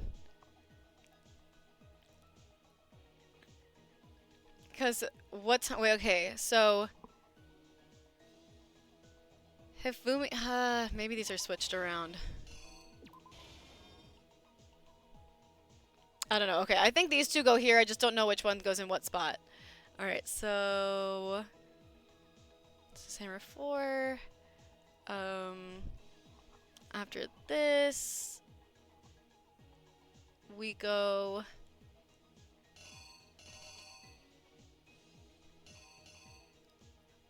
This is when Hifumi is still in the nurse's office. Fuck, what's supposed to be here?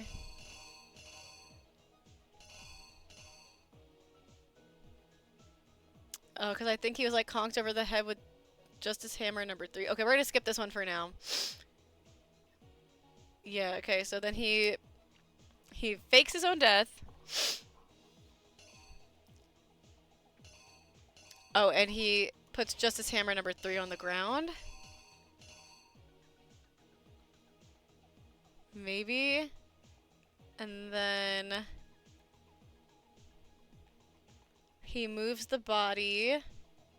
Or like he pushes the body on the dolly and moves it. Is proud of himself for being so good. And then he's murdered with the clean hammer. Okay, I think we almost have it. We're missing one though. This is gonna take me a few tries. Because there's no way I have it all right. And I don't know what's supposed to go here.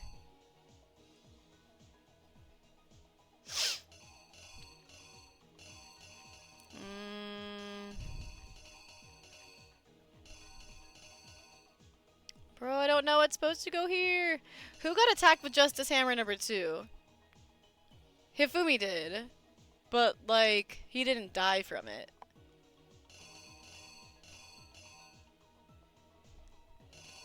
Shit, dog. I don't fucking know. I'll put that there for now. Okay, let's try it. You. Before anything, Okay. persuaded someone to help carry out the murder. And that person... Okay, cool. We got this right. Locked in, locked in. With an accomplice. Okay, that's wrong. Fuck. Now! This is so hard! Alright. Maybe like this.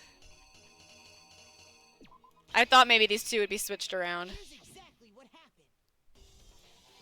Okay, yes. Okay, cool. First, they convinced someone to meet them in the rec room. last night at 1 in the morning. Yes. Okay. Nailed it, nailed it, nailed it. That someone they met with was Hero. The murderous duo intended to pass Hero off as the prime suspect. So when they met up with him, Okay, so far so good. knocked him out, and stuffed him into the Robo-Justice suit. So far so good, so far so good. Next, Hifumi positioned himself to make it look like Robo-Justice was attacking him, while the killer used a digital camera to take pictures of the assault. The quote-unquote They assault. did all this just to create evidence that would put the suspicion on Hero. When they were done with him, they shoved him, still unconscious, into the pool room locker. Okay, perfect.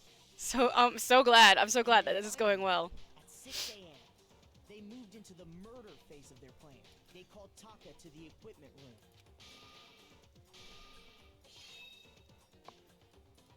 room. Murder that boy. Murdered the shit out of him.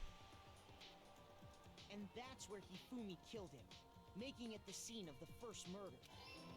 But they used Justice Hammer number The 4. murder weapon was Justice Hammer 4, which was left there in the equipment room. Slay. The reason Hammer number 4 was used was to create confusion about the order of the crimes. So, next they falsified 2 more assaults. Okay, I don't know if this is right. For these attacks, the killers pretended to be the victims, to solidify Robo-Justice as the suspect. The first fake incident was the attack in the rec room. There, the killers wanted us to see Justice Hammer 1, and the Robo-Justice pictures they'd taken. They wanted to make sure we bought the surprise attack store. Okay. The second fake incident was the attack in the library. This time, they planted Justice Hammer 2, and an injured Hifumi, to sell us that story. With these 2 incidents, the killers were able to create a certain preconception in our minds that the suspect was increasing the size of the hammers and attacking people in order as they did. We fell right into their trap and started looking for the suspect based on that. I think this is wrong. I think I'm supposed to put Justice Hammer number 2 there. Okay, yeah, Justice Hammer number 2 there. Ugh, stop taking my hearts. Please be right. The killer is you! So, for these, if the first fake in Please be failed, right. Please be we right. wanted to make the second fake in. This time, with these, that the we fell right into the... Please be right. Please be right. Yay! Okay. While we did that, we left Hifumi alone in the nurse's office. This was exactly what Hifumi was hoping for. He did a little dancey dance. He took a blood packet from the refrigerator and Justice Hammer 3 and turned the room into a crime scene in which he himself had apparently been brutally murdered. Diabolical, bro. He let out a scream to draw us back, and when we returned, that's what we found. Meanwhile, the other group that had been out searching found Taka's body at the same time. So when we heard the body discovery announcement, we naturally assumed it was for Hifumi. Shocker. We left the nurse's office, and Hifumi once again took advantage of the situation. He simply got up and made his escape. When we learned his body had disappeared, we all rushed back to the nurse's office, and once again, Hifumi had the chance he was waiting for. This time, he snuck into the equipment room.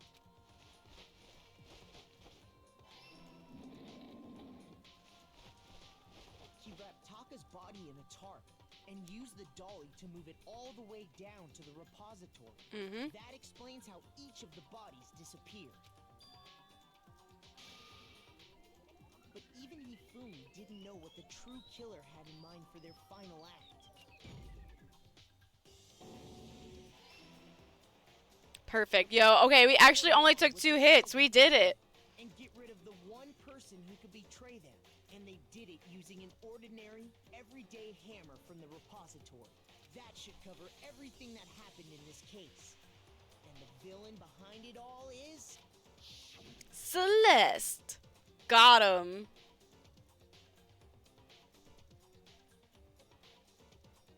It's you.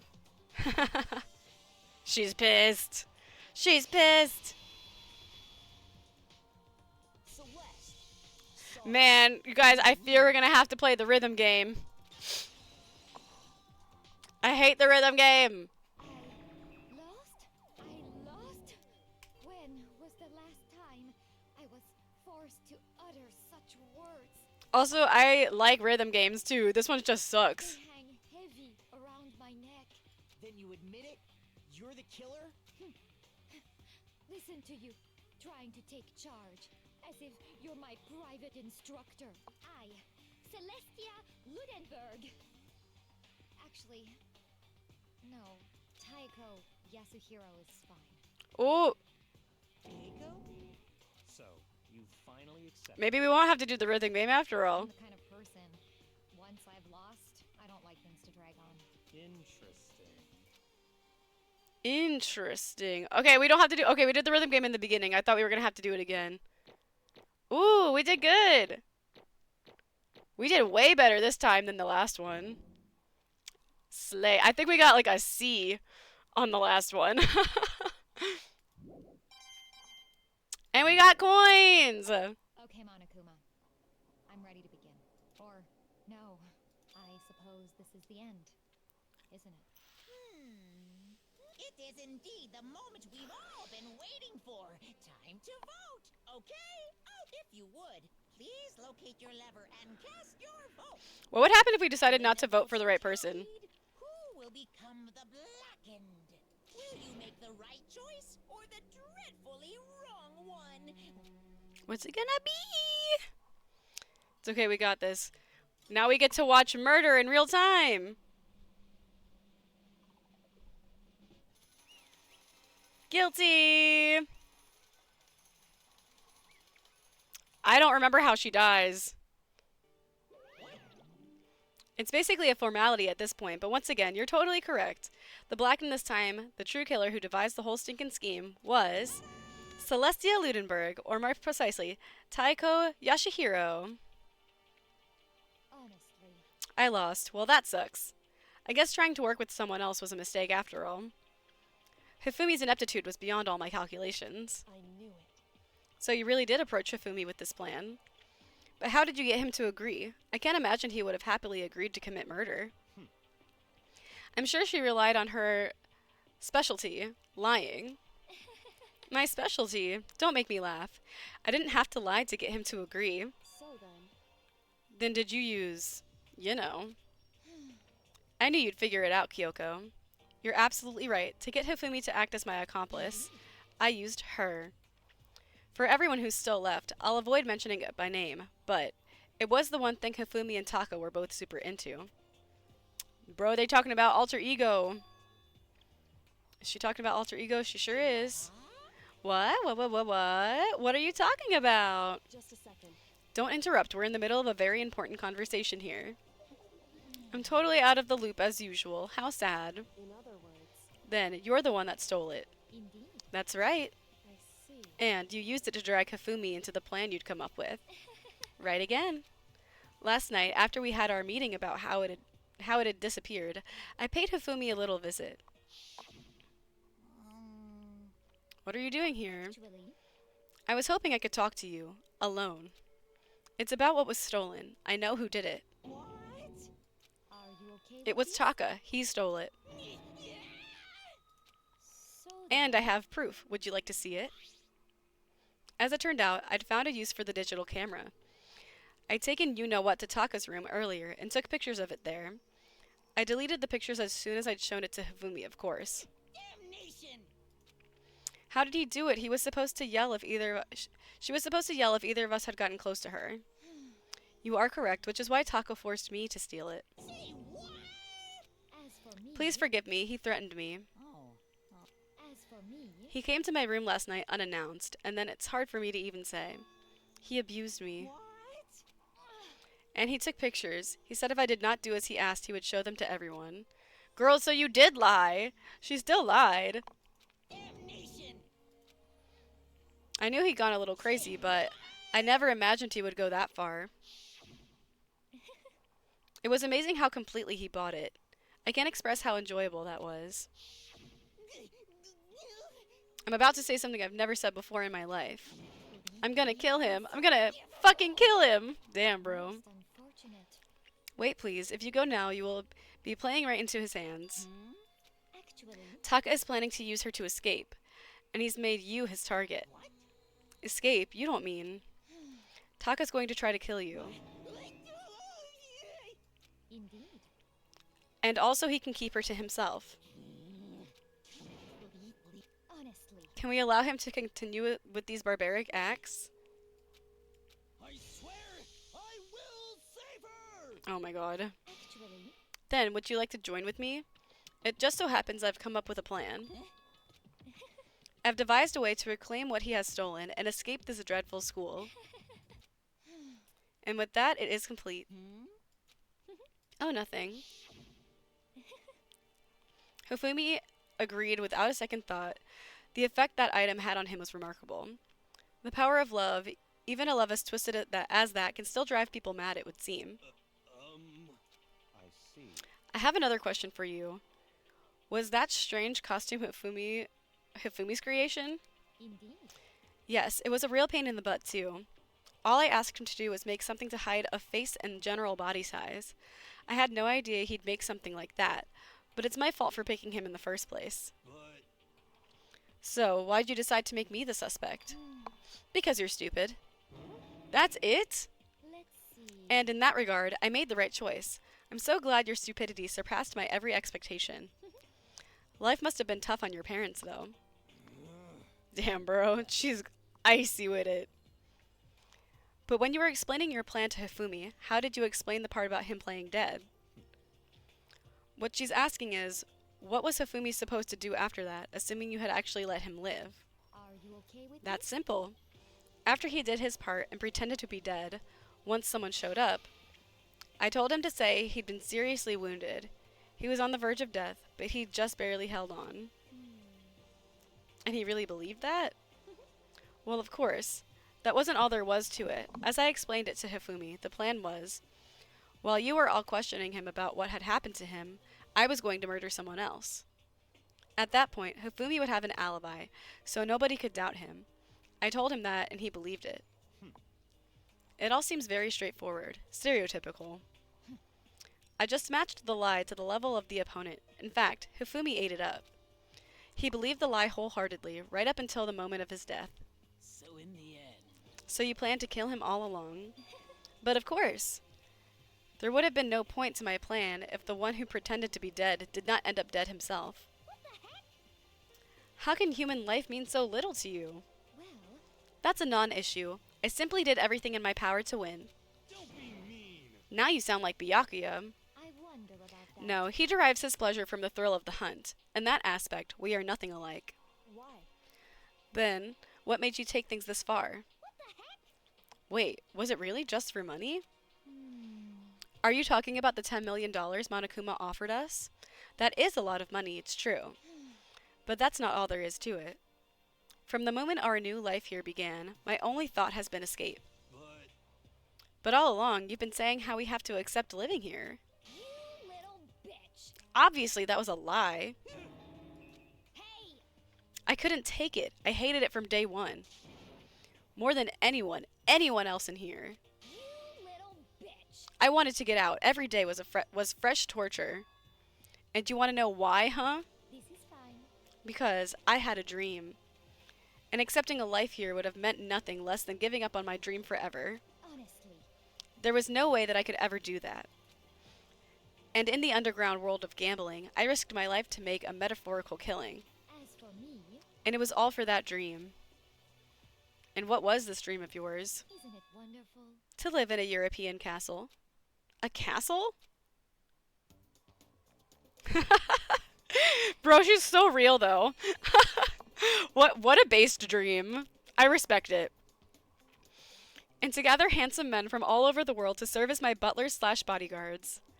I was going to make them dress up like vampires and satisfy my every need. Once I obtained that, I would have created a perfectly aesthetic world of decadence. This is fine. Living the rest of my life there was my only dream, my only goal. That's what life is all about. Bro, I fucking love it. Combined with my own winnings, Monokuma's $10 million would have made that dream a reality. I got right to the edge, but There is nothing to be done. unfortunately, my dream has been scattered to the wind. Still, I don't have any regrets. I pursued my dream till the very end, so why would I? Just the worst. You sound so passionate, but were you really able to kill your own friends for it? Oh, Are you asking me to feel guilty? That's a pointless endeavor. I think nothing of sacrificing others for my own ends. I feel nothing. do you understand? That's all there is to me. That's what makes me complete. Isn't it terrifying how different our values are? There's simply no room for understanding. What is this? That's what we should be saying. And plus, how can you be so calm? Don't you realize you're about to die? Why aren't you scared? My ability to lie is unrivaled, and I take pride in that. It's not just other people. I can even fool my own emotions. The conscious deceives the unconscious. And that's why you're not scared? Yes. That's indeed. right. I don't fear death. Kill me however you like. But you know, if I could be reincarnated, if I had a choice then, Isn't it wonderful? I think I would like to come back as Marie Antoinette. Hey, You just get executed again. Celeste smiled then, and when she did, it looked to me like a poor effort to force it. She claimed she could fool her own feelings, but that statement itself must have been her final lie. And that weak fake smile is what betrayed her. Kills, chills, kills! You all done? Okay, then let's get rolling. The blackened disturb the peace and must pay the price. Now then, I prepared a very special punishment. For her, the ultimate gambler. Let's give it everything we've got. It's punishment time! I guess I'll Why does that sound almost like it's spider time from fucking Marvel Rivals? I guess I'll let Kyoko hold on to this. What? This is... Will it really give you the hope you're looking for?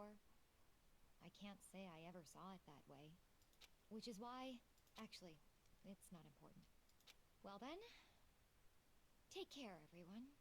Bye, Celeste! Perhaps we'll meet again in another life. Have a good trip! Travel safe! It's time, bro. Nice timing! It's almost 4 o'clock! Celeste has been found guilty. Time for the punishment. Alright. The piece de resistance. How is she gonna die? Dude, like, where does Monokuma get all this stuff? Is it like, gonna be like a guillotine? Oh, burning. The burning of the Versailles witch. Not being burnt alive. That sucks, bro. These punishments are brutal.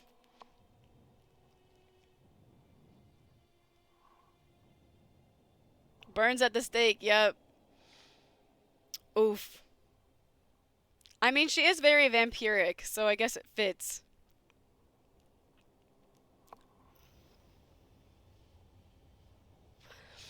Womp womp. Goodbye, Celeste.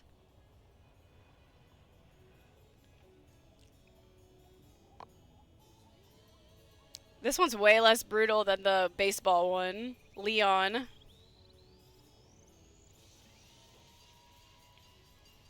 Not the fire truck, dude. This shit is so...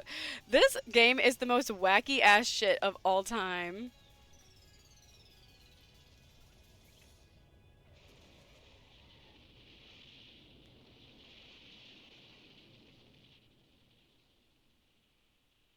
So did she die by fire or did she die by getting smashed into by a fire truck? LOL womp womp. I know. Rip Celeste, y'all. The first one is brutal on executions. After that, they become goofy as fuck. In the sequel games, yeah. The first one, because Leon was the first one in this one, I think, right? That one was brutal too. Like, that one was crazy. But yeah, then Mondo's was like also silly. Fucking Mondo butter. This one wasn't super silly, but like it just wasn't as dramatic as the first one. But where did all that space come from with the whole crazy set? It's over. The third execution is over. Celeste's death is over. Celeste killed my friend, so I can't pity her, but I also can't deny that at one point I considered her a friend too. And for him to just come along and... Isn't it just awful? Someone couldn't cut free of their regrets from the outside world, and so more people had to die. Extreme! You guys are still young. You need to place more value in your lives. What are you gonna do? Jeez, and here I thought you guys were going to pass the torch of hope to the next generation. Let me out of here! What do I care about hope? I'll throw it in the trash if you just let me out of here. Too bad. You're all the embodiment of hope, whether you like it or not. And it's my destiny to knock you down one by one. It's sad, yes, but that reality just can't be avoided. Don't talk like you're not responsible. How long are you going to make us keep going through this? What do you want from us? God, I'm so sick of people asking me that. Give it a rest already. So anyway, Kyoko, did I see you get some kind of key-type object from Celeste? So, what's the deal with that? What? Huh? What's the matter? So then, I'll answer your question if you answer mine. What did you do? What did you do to me? Ooh. What? hey, Answer me. What did you do to my body? Ooh. Oh man, oh geez, oh man, oh geez. What do you mean, what did I do? I have no idea. Got it. Monokuma is the worst! She's talking about wiping their memories, I believe. But Monokuma is such a freak! I don't know anything about it. What was that just now? The mastermind did something to Kyoko's body? What does that mean? Okay, things are getting kind of awkward. I think it's about time I got out of here. Well, Meanwhile, you guys can go enjoy your school life. If you get lonely, give me a shout. Not that I'll do anything about it, of course. see ya later. Bye, Monokuma. Monokuma disappeared, leaving us all depressed and in despair. Oh my god, they said it. Although it wasn't all despair. There was one small hope. Hey, Kyoko, Monokuma already mentioned it, but... What's that key that Celeste gave you? so Most likely, it's the key to one of the dressing room lockers.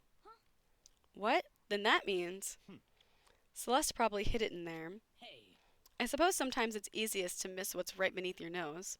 Well then, we'd better go check. indeed. Good idea. I love the attitude of Monokuma. You should lock your doors when you say, who are you? How did you get into my house? Who are you? How did you get into my house? I want waffle fries. That's what that makes me think of. Bro, my brain has been rotted by Five Nights at Freddy's, on God. As we approached the dressing room, Kyoko looked back at us and said, Hey, I'm going to go on alone from here. Everyone else head to the dining hall. I'll check with you later. What?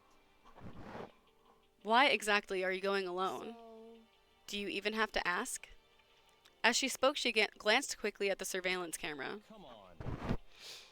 That's not what I mean. Why you? There's still a risk of a spy, you know. Then I'll go too. What? You? Please, let me go.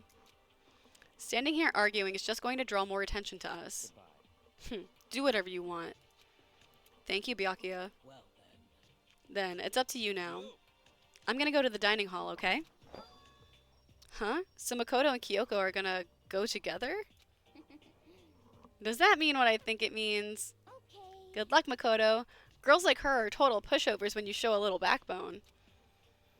I tried to forget what Hina said. Everyone headed to the dining hall, leaving me and Kyoko there alone. The ultimate booba is a different game. Dude, Hina's on another planet. shall we go? So then, We need to get into that locker. Kyoko took the key Celeste had given her and unlocked the locker. As the locker swung open, we saw... Good morning. It's been a while, hasn't it? It's safe, thank goodness. I'd never heard Kyoko sound more relieved. It was like she was speaking from the bottom of her heart. I did just what Celeste asked. I didn't say a word. I stayed quiet the entire time. Oh, and I think I might be able to open the last set of files soon. Maybe as early as tomorrow. I'm doing my best, so please wait just a while longer. So, now we can officially say that the case is closed. As far as this incident is concerned, sure, but can we take a second? Since we have this opportunity, I want you to be honest with me. Kyoko, please tell me, what are you trying to do all on your own at the school here? Is that why you wanted to come here with me?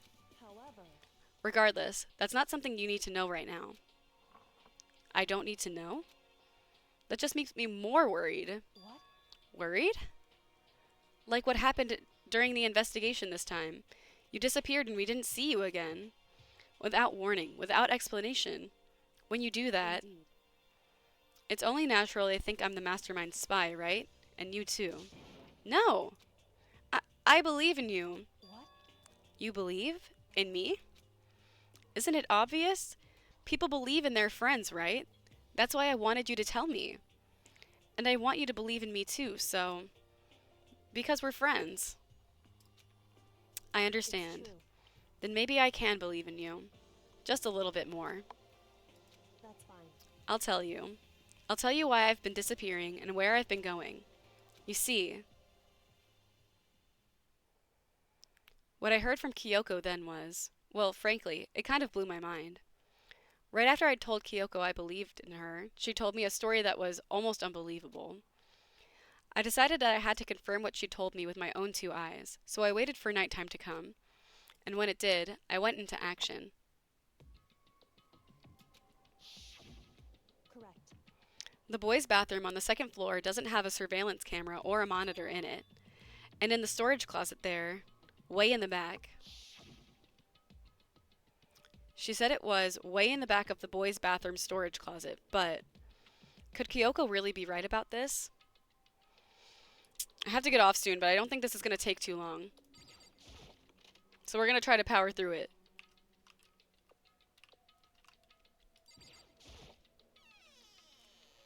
It's just a normal storage closet as far as I can tell. The secret Kyoko told me about, could it really be hidden here?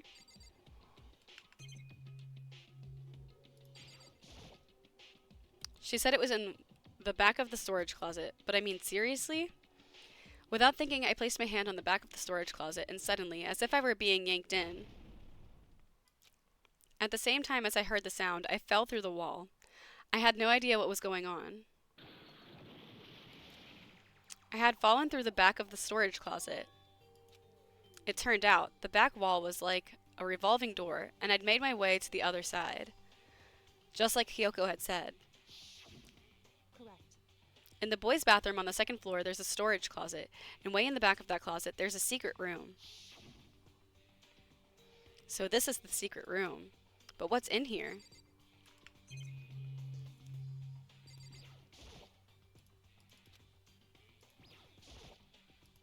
There's a bunch of files and what looks like a volume after volume of yearbooks. They're all covered in dust. Looking at everything, one file at the edge of the bookshelf caught my eye. Hope's Peak Academy Student Registry.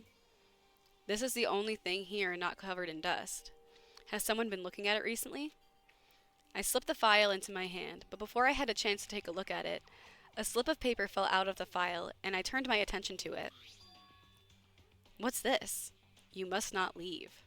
That's kind of weird. I could understand if it said, I can't leave, but you must not leave? Are you ending at 4 or around 4? It can be around. It's already 4. It's 4:05 right now. So I need to get off like soon. But like I can kind of try to read through this really quickly. What is this? My head feels funny. This strange sensation like deja vu. I've seen those words somewhere before, but I can't quite remember.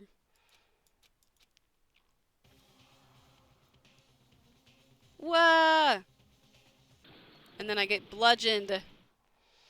A strange sound ran through my head. It felt like it was shaking my brain back and forth, and then darkness.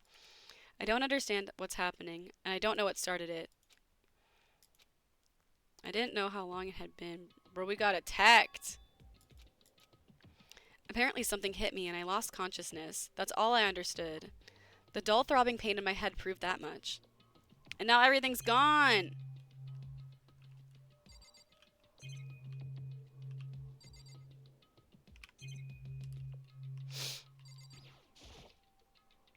An empty bookshelf. Huh? Empty? Gone. It's all gone. The yearbooks, the student registry, and even the note that had fallen on the floor. All gone? What does this mean? My brain refused to do any more work. The insistent pain in my head began to spread across the rest of my body. For now, I should go back to my room, get some rest. Streamer waifu lied. I'm sorry. I mean, when I said 4, I meant 4, but I'm like, I want to just try to breeze through this really quick so that I can get off, like, after I finish the chapter. My body was heavy with pain, my mind heavy with thought. I dragged myself back towards my room. Somehow I made it back to the first floor of the school. The farther I walked, the more I felt things getting blurry. I couldn't stop myself from collapsing right there, and after that, as if from a vast distance, I heard a sound. It was faint but undeniable. The sound is coming from the gym. As I desperately hauled my shaky frame towards the gym, the sound got stronger and stronger. What's going on? It can't be nothing here in the gym.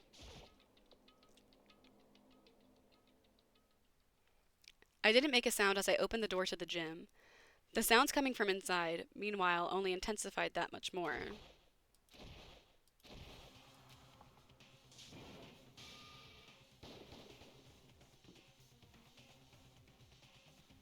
Ooh.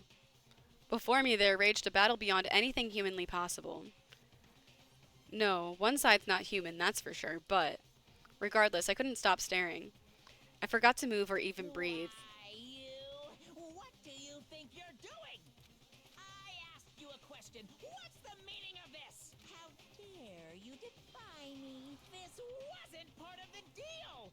Thank you for the hydrate, snack check, and unshrimp, Ayumi. The deal. Made a decision. I will no longer retreat. No longer compromise. No longer regret. Ooh, is Sakura the spy that we were talking about before? I've made my decision. I'm going to resist you. But you do realize what will happen if you go through with this, right? You haven't forgotten, have you? What I'm holding hostage? What am I looking at? What am I hearing? A hostage? Then could it be? The mastermind spy is... Next Generation Legend, Stand Tall Galactic Hero. We finished it! Let's go! We're down to 7 students. To be continued. Alright, we did it! We fucking did it! We finished chapter 3. I didn't think we were gonna finish it, but we did it, so I'm proud of us.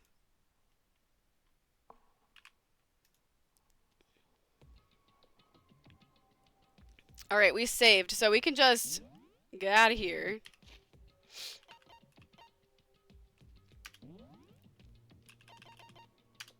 We can just be done. Quick. Easy peasy. Perfect, now unplug the PC. No, man. No, we can't do that. Okay, y'all. Thank you guys for hanging out with me while I played Danganronpa. I'm proud of us for finishing Chapter 3. We did an amazing job. I didn't think we were going to get it done this quickly. So, I'm proud of us. But, we will be back tomorrow, and we're going to try to play Chapter 4. I wonder if we'll be able to get through all of Chapter 4 tomorrow. What do you guys think? But, yes. We're done for today. And I gotta get ready to go to work. I gotta go shower. And then I gotta drive. So I will see you guys tomorrow. Somewhere around 10:30 p.m. Eastern Time. We'll be coming back and we're gonna do some more Danganronpa. Until then, I hope you guys stay hydrated, eat a good meal, do something fun, get some fresh air. And I will see you next time. Stay lucky, y'all. Bye, Melis. Bye, Ayumi. Bye, Afox. Bye, Jesus Joestar. Bye, everybody else. Bye, Lurkers. I hope you guys have a good rest of your day. Bye, y'all.